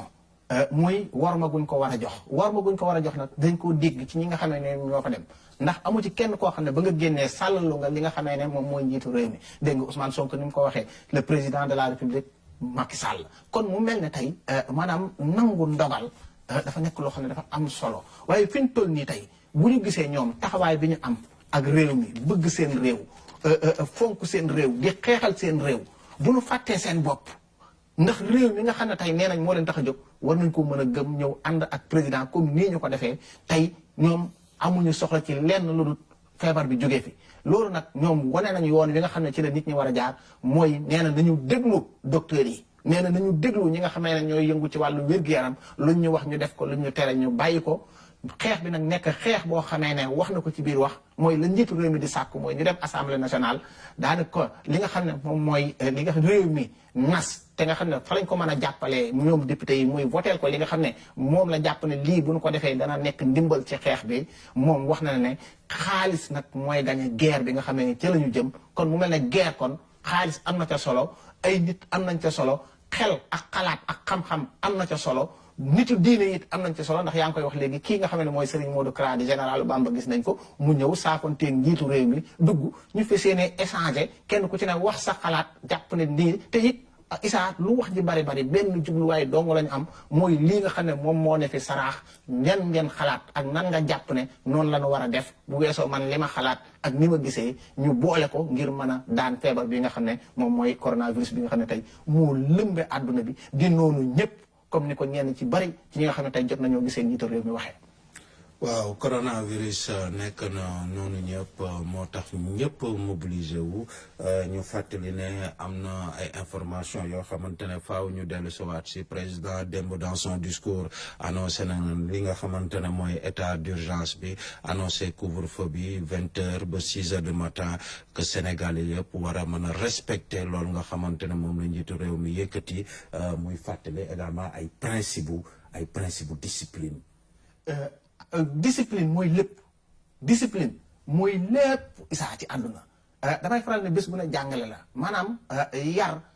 tey bu fekkee ne dañuy dem ci wàll dañ naan nan ko yar nan ko jàngal xam-xam dafa am solo waaye nag discipline nangu da koy booleel ci li ko joxe tey bu fekkee ne tey dañ naan Sénégal nekk na nangu nañu li ñuy wax kilifteef ndax bu dee ci wàllu diine nangul nañu suñu kilifay diine yi tey di leen déglu luñ ñu wax ñu def luñ ñu tere bu dee ci wàllu réew mi ñoo ngi déglu ki nga xam ne moom mooy njiitu réew mi lu ñu digal ñu def lu ñu tere loolu ñu daal di koy bàyyi mu nekk loo xam ne lu am solo la mais discipline tey seen gii tey bu doon ne alal rek du ñu gañe lii ñu gañe bu doon ne mbooloo rek duñ ko gañe waaye dañ koo gañe ci baat boobu nga wax mooy discipline nag mooy li armée soxla tey armée bu ñu xoolee rek tey boo dégg ñu naan yenn réew yi dañoo war a dem kenn ku ci ne nga xam ne da nga faa yeewu tey góor ñu dugal la nga def service militaire dafa am noo xam ne fa lañ lay tàggatee muul la fa ba nga fàtte sa bopp jàngal la lan mooy Sénégal comme li ma doon wax nga xamee ne peut-être que général Thiam moo ngi koy wax léegi mu nekk lu xam ne lu am solo la tàggataat nit ñi ci ay symbole réew mi tàggataat leen ci li nu bokk muy réew mi dafa nekk loo xam ne lu am solo la Issa mooy li nga wax muy discipline mooy lépp tey discipline buñ ko amee duñu xëccoo discipline buñ ko amee duñ fi nekk di njëkkalante boo xoolee étudiants yi tey boo seetloo laataa ñuy tere yenn kii xool leen ni ñu daan def buñ ñëwee dañuy rang ku dugg ci oto bi bu ñëwee gaare dañuy rang kenn dugg dem bu feesee oto boobu départ beneen ñëw kon mu mel ne am na ay xeeti mbaax yoo xamee ne ku ne war na koo roy président moo ngi koy wax keroog bu may raxasu maa ngi ciy roykat lii nga xamee ne moom la ñuy def ñun ñëpp nag bañ ko gisee mu def ko dañoo jóg roy ko waaye xalif général des mourides gis nga ko moom it loolu la ñu wone ba mu ñëwee ni mu toll ci sëñ Touba di sëriñ Touba ci kaw suuf mu jël ay loxoom ñu defal ko ci loola nga xam ne moom la ñuy jëfandikoo mu doog a dugg ci jumaa ji muy njàngale moo xam ne njàngale mu rëy la sëñ Abdou Samad Mbàkke ma gis ko moom it mu ñëw teg li nga xamee ne moom mooy ab bool ñu indi ndox mi indi lépp indi saabu mu woo njaboot gi ne leen kat dafa am lu dugg ci sunum réew dañoo bëgg ngeen raxasu di set ñu bëgg ngeen sàmmanteeg set damaa bëgg ngeen defaraat seen toogaay kon yooyu nga xam ne kilifa yi dañ koy def tey di ko won njaboot gi dafa nekk loo xam ne lu am solo la moom laay wax léegi kilifa yi diine yi daal ñoo ngi bay seen waar ci réew mi ñoo ngi waneen ñi nga xamee ne noonu nit ñi war a taxawee jàngal leen parce que dafa am loo xam ne bu ko sa kilifa njëkkee jaratul xaar ndigal mooy gis nga sa kilifa bu ne la bàyyil nga bàyyi bu ne la toogal nga toog. loolu la kilifa diine yi wane. kon Ismaïla ñu dellu pale.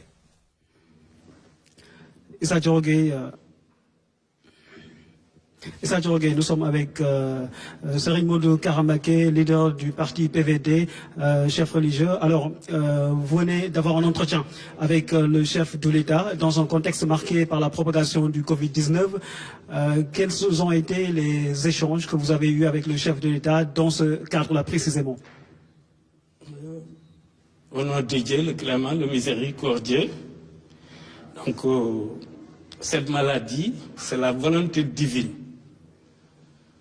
Chaque volonté divine passe par l'invisible ou personne visible, l'individu. Bien entendu, depuis Chine, que cette coronavirus déclenche, c'est là, depuis là-bas, est propagé un peu partout dans le monde jusqu'ici. Mais j'ai bien dit au président de la République du Sénégal, on doit rassurer les Sénégalais. Pourquoi? Parce que on a un homme de Dieu qui se trouve nulle part sur la planète, qui est notre sauveur ici-bas et dans l'au-delà. Cheikh Ahmadou Bamba Khadim Rassoul, qui a été exilé par les colons de l'époque. Il a bien dit que Munna alayya bi hulumil asfiya wa bi kitabati kulla dashfiya. Donc c'est-à-dire, faut pas qu'on minimise le remède. Le remède. Si on voit un serpent là-bas, dans les Niayes, qui morde quelqu'un, un individu vient de faire comme ce qu'on appelle l'ougou, en répétant des mots, sans voir un médecin. Donc il nous faut ça aussi. Mais comme l'État, c'est l'État, le chef de l'État et le chef de l'État, avec ses directives, nous demandons aux citoyens, surtout les jeunes, de respecter la parole du chef de l'État. Son orientation, parce qu'on a vu le calife, et tous les califes même, Serigne Mountakha, qui a bien joué son rôle en tant que guide spirituel, en tant que chef suprême spirituel, et les autres califes. Donc tout le monde vient de respecter la décision de l'État par la voix de notre chef, qui est président Macky Sall. Donc nous, on peut rien faire d'autre que ça. En tout cas, tout le monde, Inch'Allah, surtout la famille de Seydina Ousmane, qui est mon père, et les disciples et les autres disciples. On est des citoyens, on est des républicains. Donc il faut qu'on soit respecté les directives de l'État par la parole du chef. sëñ bi ginnaaw bi ñu la nuyoo jox la sa wàccuwaay gis nañu dem njiitu réew mi jàmmarloog askan wi. ay mesures tey mu jël dogal dalal leen waxtaan ak yéen ngir ñëpp booloo ànd doon benn ngir xeex feebar bii di coronavirus ban jàngat nga mën a am ci jéego yi nga xam ne njiitu réew mi teg na ko ba ci di leen dalal tey. waaw ngeen baal ma bala may tontu foofu ngeen baal moom nasaraan yi xam nga loo jàngul di ko làqar ci moom et chef d'état bi moom pour ma wax ci moom sax day xaw a jafe ndax ne war naa bu ma ñëwee moom damay audience bi dama koy xàjjale 7 minutes yu njëkk yi nekk xuloo waaye comme daf ma dominé moom ma wax ci moom du porté ndax je l'aime beaucoup wane naa ko nu ne waaye bi ma duggee li ma ko njëkk a wax rek mooy da ngay am ndam nee naa ko itam feebar bi fii du fi avancé Sénégal mais sa xel dal du avancé waaw sama conviction la donc li nga xamante ne bii parce que moom mi ngi ci continuité am rek waaw président Macky ku ko xam moom daanaka lu man di xew itam même comportement même attitude xanaa ay ajustement dina ci am ay yooyu rek yu muy yokk mais lu man di xew itam moom waaw mi ngay ko dalam mi ngay expérience am mi ngay ko njàmbaaram mi ngay itam bëgg askan wi surtout stress bi nga xamante ne bii mooy xew waaw loolu dinaa ci profité wax Sénégal yi nit fal yatawakkalil mu'minuuna alallah nit dafa war a ñeme ragal baaxul waaye bu ma nuyoo kii mbaa bu kii sëqatee man bi ma avant may génn damaa ñaan ku tedd ki ne ko bu ma fa sëqat ndax sëqat day bette te boo sëqatee maa ngi kii ñu ne mu ngoog donc nit dafa war a ñeme waaw faw fal yatawakkalil mu'minuuna alallah te dee kenn mënu koo daw waaw wala kuntum fi burujin mushayyada kenn mënu koo daw Macky moom dañu koy ñaanal rek dëgg la sax Serigne Sane koy ñaanal waaye man nag maa ciy raw ndax maa demoon ba Thiès jàpp ci loxoom yëkkati ko waaw maanaam dama doon koo xamante ne bii man du ma defantu du ma jàppantu. bokk na ci li ñuy xaarandi ci yéen jamono ji muy sensibilisation ñeel naka la ñuy def ba sàmmonte ak charte yi nga xam ni nguur gi mu ngi koy jël maanaam respecté geste li ñuy wax geste barrière ci foofee ban sensibilisation ban appel ngay lancé ñi nga xam ne tey ñoo nekk si ginnaaw déglu waaw mooy respecté ko rek mooy respecté boo nekk citoyen kay nekk républicain am état am sa chef d'état état bi am lu mu dogal ci ndigalu chef d'état bi citoyen bi ak républicain bi kay lu mënul waroo def lenn lu dul respecté ko loolu moom man nag dafa am beneen façon bu may wax ak sama njaboot ndax sama njaboot dafa bari ñoo xam ni dafa bari ay daanukat yi ñu tuddee daanukat waaw moo tax beneen façon laay wax ak ñoom mais fii li may wax rek pour tout le monde mooy un citoyen moom dafa war a respecter dogalub état kooku moom neneen na may waxee ñoom nag ñoom ba maa ko xam. jërëjëf sëñ bi jërëjëf Issa Thioro Gueye mu doonoon donc Serigne Modou Kara Mbacké di guide religieux nekk itam di yëngu ci wàllu politique jiite langue bi di PVD moom la njiitu réew mi dalaloon jamono ji waxtaan ak moom ba pare ginnaaw ba mu fi bàyyeekoo nag mu dénk ñu kaddu yi nga xam ni muy ñaax ñëpp rek ñu ànd sàmmonte ak digal yi nga xam ni ak digle yi nga xam ni moom la nguur gi di amal jamono ji donc mu doon appel bi nga xam ni moom la sëñ bi lancé ci képp koo xam ni kii mu ngi ko doon déglu jamono ji Pape Birame Bigué Ndiaye. Oui, c'était là le message de Cheikh Modou Kara Mbacké, leader du PVD, et puis bien sûr chef religieux qui s'est adressé bien sûr à ses fidèles en filigrane, mais également à l'ensemble du peuple sénégalais dans le cadre de la sensibilisation de lutte contre le Covid-19. Sa contribution à la réflexion également,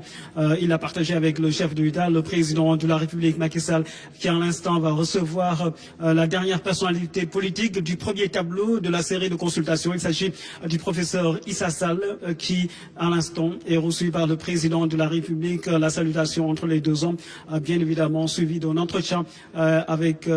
bien sûr le président de la République Macky Sall, un entretien qui, je le rappelle, est à huis clos, où les deux hommes vont aborder les grandes questions liées à la lutte contre le Covid-19, comment faire pour vaincre cet ennemi commun invisible qui est infiniment petit mais qui fait trembler aujourd'hui le monde entier. Bien sûr, toutes les idées, toutes les contributions allant dans le sens de créer un consensus autour de la lutte contre le Covid-19 ici au Sénégal sont les bienvenus pour le chef de l'État, le président de la République, qui a initié cette large concertation dans le cadre, bien évidemment, de lutter efficacement contre le Covid-19. mu mel ni Aboubacry Kane kii di Issa Sall mu ngi jamono ji di waxtaan ak njiitu réew mi ñu ngi door a tàmbali. voilà Issa Sall jiite woon coalition bii di PUR ci élection yi ñuy mujjee amal muy élection yi ñeel palum njiitu réew mi moom la njiitu réew mi di dalal jamono ji war waxtaan ak moom nag mooy ndar keppal première partie bi nga xam ni moom moo doon am ci suba si muy juróom benn nit yi nga xam ni ñoom la njiitu réew mi doon dalal suba ak léegi mu tàmbale ko ak ki nga xam ni mooy Idrissa Seck jiite parti bi di réew mi mu toftal ci kii nga xam ne mooy Malick Gakou di grand parti ginnaaw sa mu dalal Khalifa Ababacar Sall dalal itam ki nga xam ne mooy Ousmane Sonko dalal kii nga xam ni mooy Serigne Modou Kara Mbacké jamono ji nag muy dalal Issa Sall buñ ci paree nag dinañ am benn pause ba ngoon bu 16h jotee nag ci la lay tàmbaliwaat audience yi fii ak boobu rek dinañu leen dégtal itam kaddu yi nga xam ni Issa Sall nekk ci biir jamono ji bu génnee dinañu ko dénk ngir askan wi mën xam lan lañ ciy jàppandi. Issa Thiorogueye, c'est à vous pour dérouler en attendant de nous retrouver dans un instant, dans une trentaine de minutes pour la déclaration du professeur Issa Sall à l'issue de son audience avec le président de la République, Macky Sall. Merci Pape Biram, merci Aboubakry Kane. Issa Sall à l'instant reçu par le chef de l'État, juste pour revenir sur les propos de Serigne Modou Kara Mbacké, rassurer les Sénégalais, dit-il, respecter les mesures prises par le chef de l'État. On est des citoyens, on est des républicains. Un citoyen doit respecter son État, la République, dit-il. Ismaïla Serigne Modou Kara yëkkati na kàddu bi nga xamante ne waxtaan na président de la République ci ni ñu mën a gérer li nga xamante ne moom mooy xeex boobu président yëkkati contre lii di Covid-19. Ismaïla Serigne Modou Kara daf ne ci njëlbeen waxam nañu rassurer Sénégalais, c'est important. muy lu am solo mooy lu ne mën a nekk la ndax bu ñu xoolee maanaam li waaj naan tiit ak jaaxle mënta ñàkk waaye dal da koy tënk mais boo xoolee si Modou Kara na mu tàmbalee mooy mu nga tàmbalee ci l'invisible maanaam loo xamee ne maanaam du loo xam ne mënees na koo gis booba moo ngay amalee ne si dañu indil li nga xam ne moom mooy virus bi mais leeral nañu ne virus bi nag ba mu jógee ci l'invisible dugg na ci nit nag léegi kon mën nañ koo gis ndax nit ku tëdd ñu ne la virus bi moo ngi ci moom kon xam nga ne léegi mbirum nit la waaye nag nee na moo ngi rassurer Sénégalais yi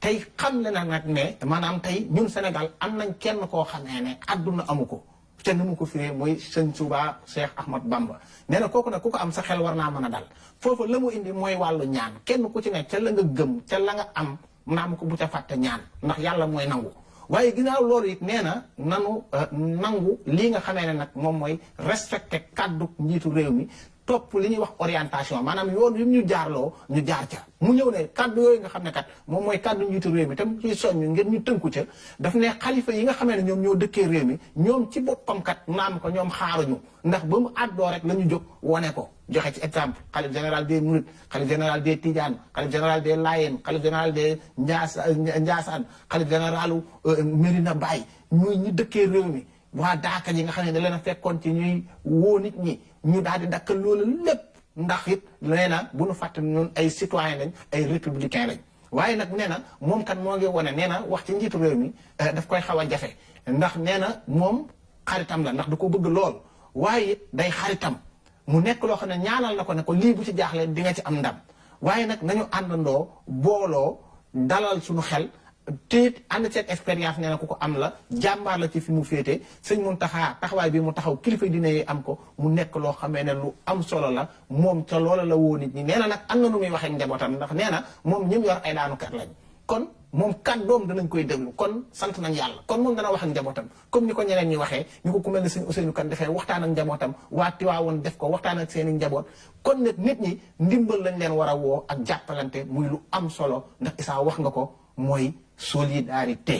bi nga wax dafa nekk loo xam ne lu nit ñi mën a bàyyi xel la ndax fii ñuy wax jaw xamal nañ ñu ne kii nga xamee ne moom moo njëkkoon a am tawat de ca Touba génn na ba ñibbi ci njabootam waaye nit ñi seetaan ñu ko ndax xalifa bi ci boppam muy xalif général des mourides la mu defal état bi yëkkati alal def ca tey moo ngi koy jàppale ci wàllu dundam ak mboolam njabootam gi nga xam ne feebar nañ te tëdd mu jàppale leen ci wàllu dund ngir ñu mën a dund ba tey tawat yi du nekk gàcce ci ñoom te it ñu xam ne tawat yi yombul kenn amul ma sàmba amul ma demba ñépp la mën a dal moytu dong moo nu ci mën a dimbale sàmmonteeg li waa kër docteur wax muy nangu digal mooy ay tere.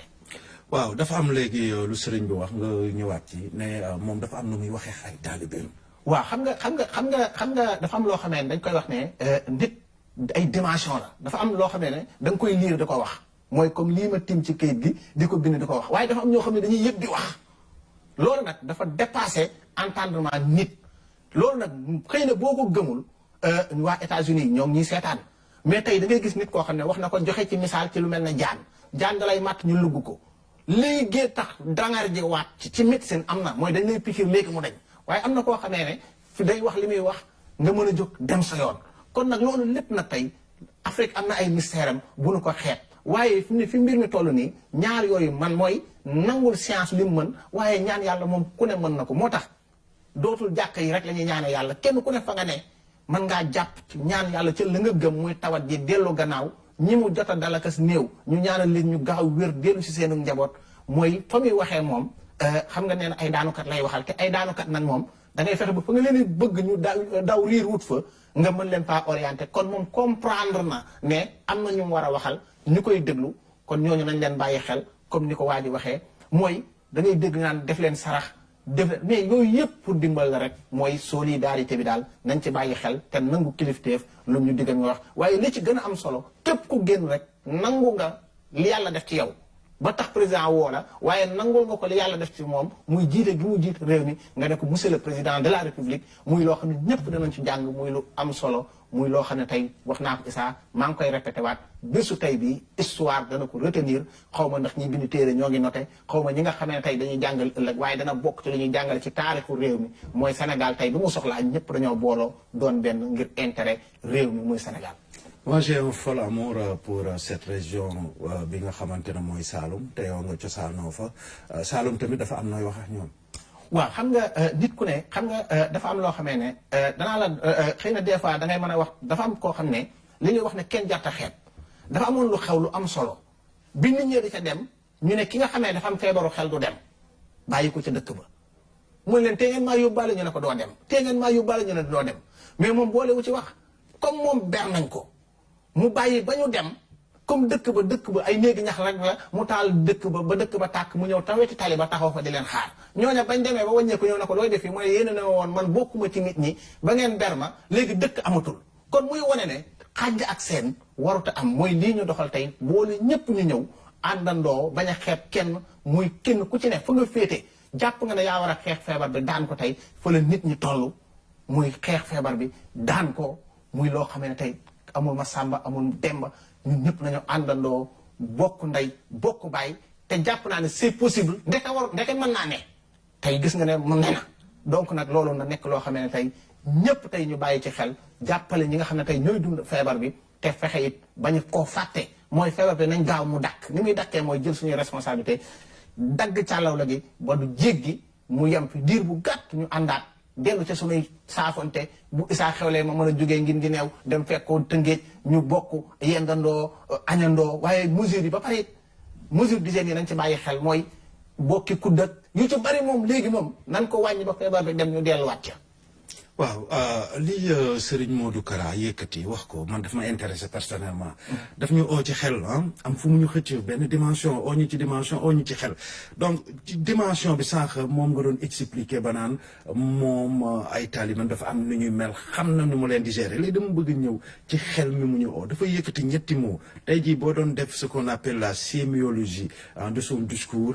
maanaam tey boo yoroon oto ay pièces war ko tas sémiologie boobu war ko tas dafa am ñetti mots yu mu yëkkati benn bi citoyen la benn bi mu ne république beneen bi mu ne respect ñetti mots yu am solo te boo ko boo ko boolee mu am lu am solo lu mu joxe. xam nga tey bu ñu jëlee ci bi nga mujj wax mooy respect. respect mooy ñu wormalante ànd nawle.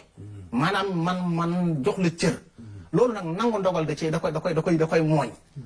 citoyenneté maanaam yow réew mi nga bokk lu la ci war dégg nga ñu koy wax ne bul seet la la sa réew mën a defal waaye seetal njëkk li nga mën a defal sa réew yow li nga xam ne moom nga mën a defal sa réew def ko njëkk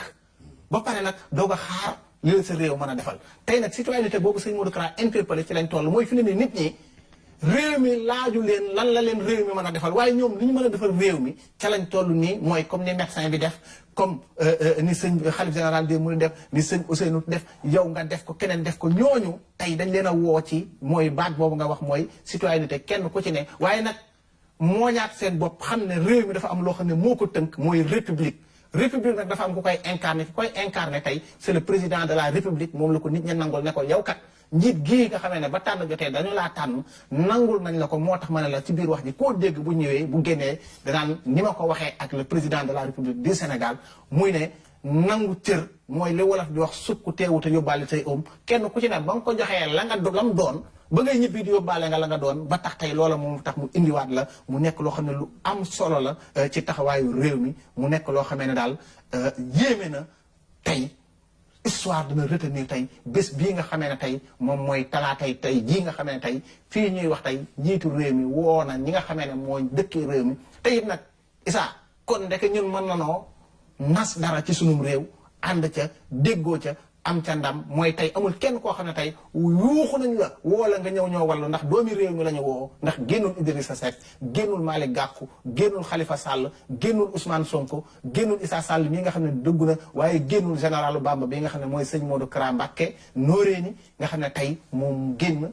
waxtaan ak réew mi waxtaan ak njabootam wax ne ku waay mën a doon ak cër boo mën a am ci réew nga bokk réew moomu nag mooy Sénégal moom la ñu war a wallu nanu ñaan ci lañu gëm waaye it nanu déglu ndigali docteurs yi comme ni ñu ko waxee muy lu am solo encore une fois gàcca ngalaama docteurs yi nga xam ne tey ñoom yendaluñu fanaanaluñu seen yitte mooy taxawu askan wi xàmmeetuñ doom ja leen daan tafu xàmmeetuñ jabar ja nga xam ne moom lañ doon nekkal xàmmeetuñ xew yañ daan dem fàtte nañ ko ndax ñoom nag ñoo tànnoon mission ne docteur laa bëgg a doon fajkat laa bëgg a doon donte wéral moom mbirum suñu borom la ni ko Medoune Sey di waxee borom taw fee mu nekk lu xam ne lu am solo la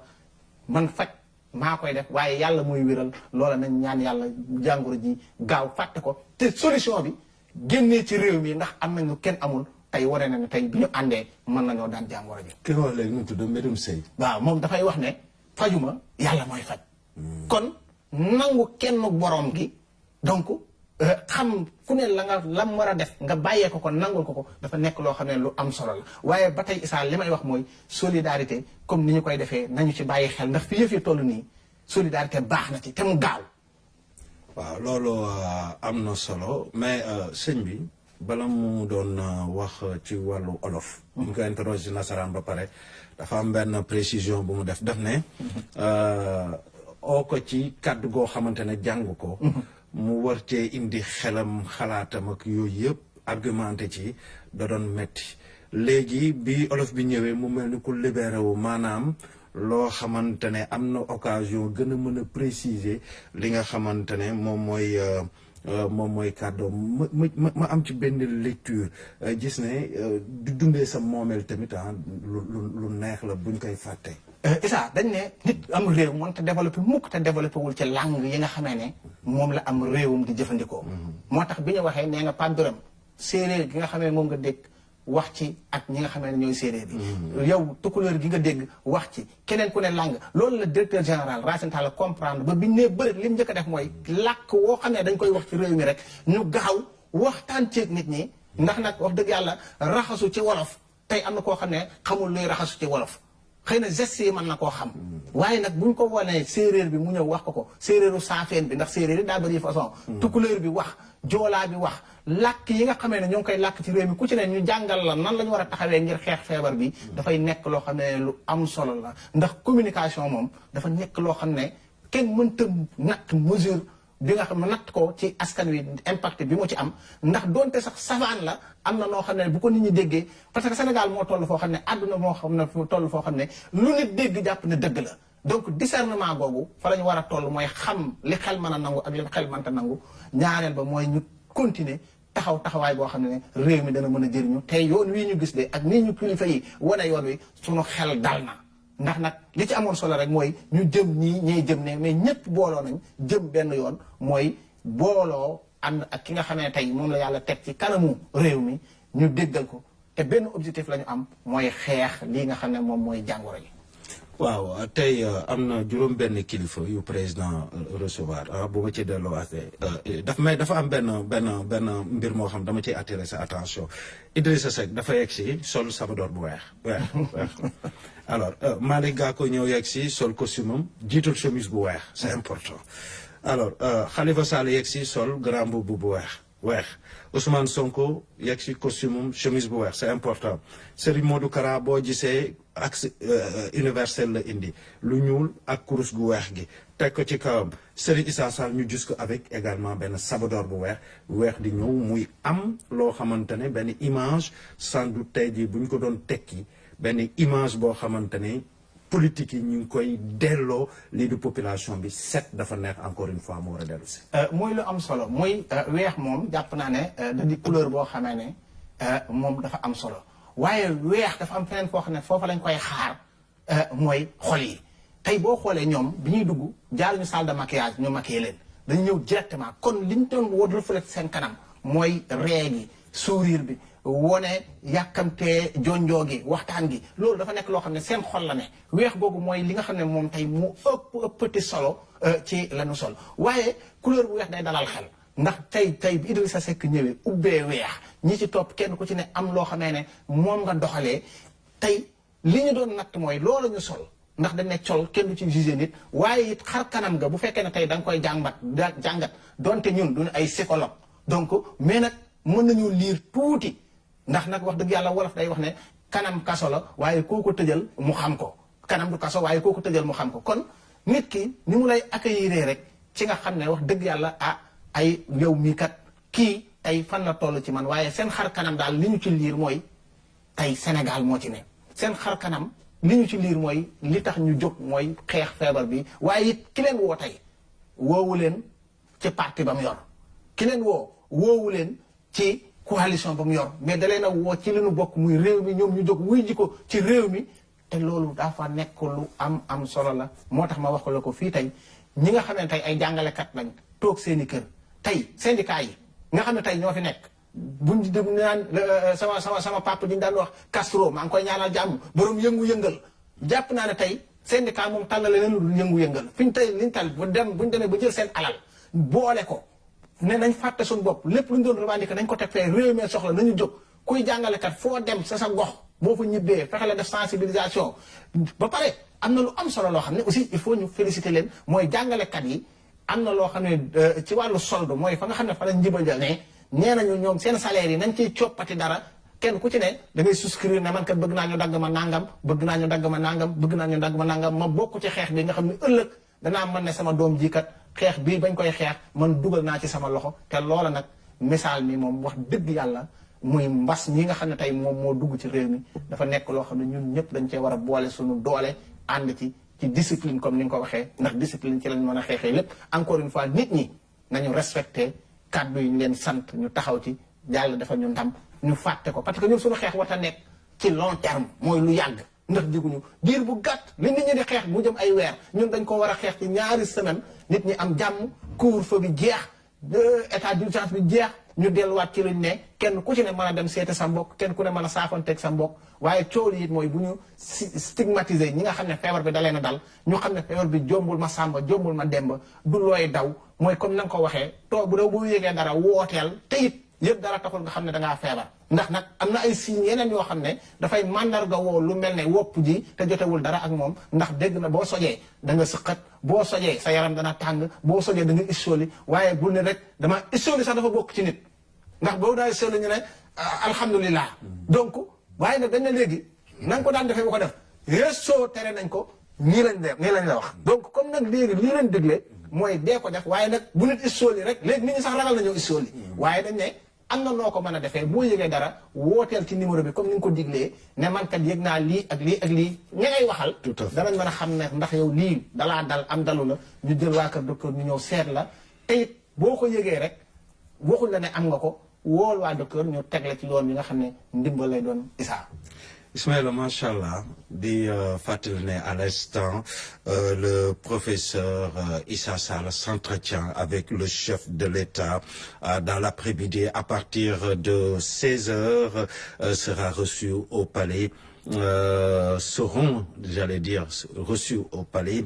D'abord, Serigne Mansour Sy Djamil, ensuite Monsieur Pape Diop, Madame Aïda Mbodj,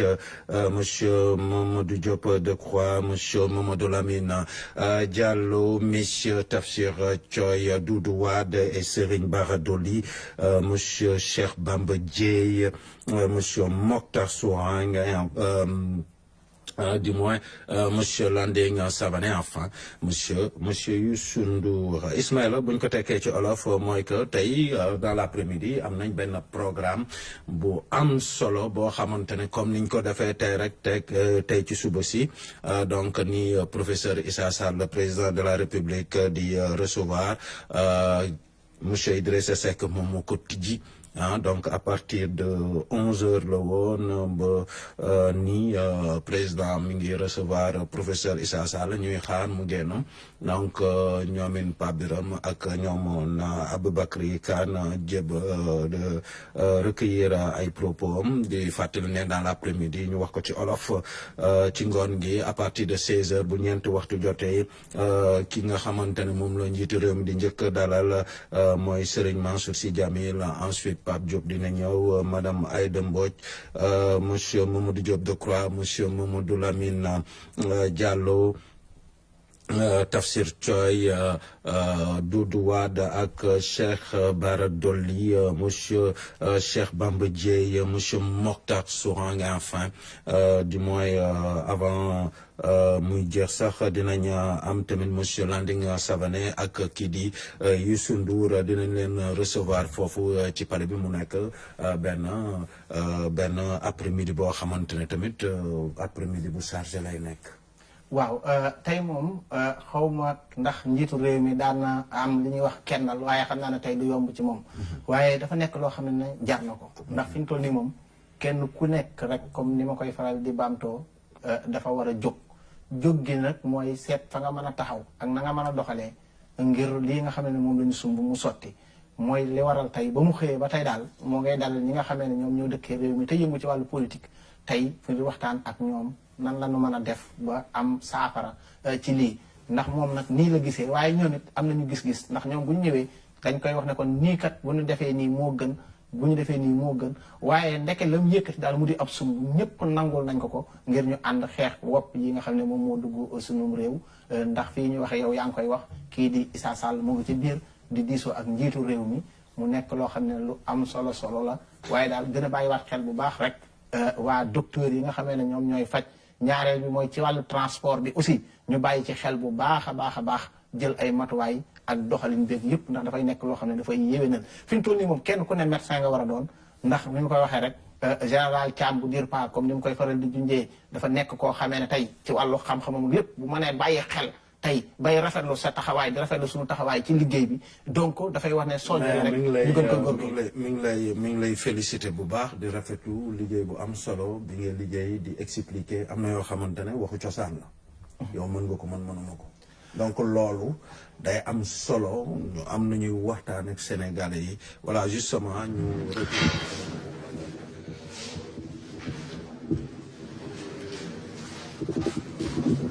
Alors, Issa Diangué, nous sommes avec le professeur Issa Sall,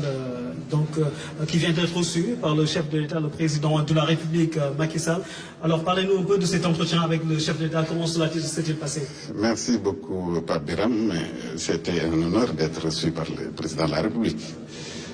Vous vous êtes rendu compte que nous sommes restés relativement longtemps à discuter de ce fléau. Je lui ai fait comprendre que nous adhérons entièrement aux dispositions prises et nous allons l'accompagner. Je lui ai fait comprendre aussi que ce fléau a un remède en fait, parce qu'il s'agit de 4 parties. La première partie, c'est le président et ses collaborateurs. La deuxième partie, ce sont les scientifiques, les médecins. Et la troisième partie, c'est le peuple divisé en 2 parties. Ceux qui sont malades et ceux qui ne le sont pas encore. pour ce qui est de la première partie, le président a fait ce qu'il devait faire. Et ses collaborateurs à charge pour nous maintenant de suivre ces conseils. Et si j'ai dit que cette affaire a un remède, c'est parce que tout simplement, les médecins nous ont dit il n'y a pas encore de vaccin, il n'y a pas encore de médicaments, mais le remède, c'est la distanciation. Cela veut dire qu'il faudrait qu'on observe cette distanciation. Il faudrait que les gens restent chez eux le maximum possible. Ceux qui ne peuvent pas rester chez eux, s'ils doivent sortir, qu'ils observent une certaine distanciation. Et j'ai fait comprendre au président de la République que cette chose, elle est exponentielle. Vous savez, une fonction exponentielle.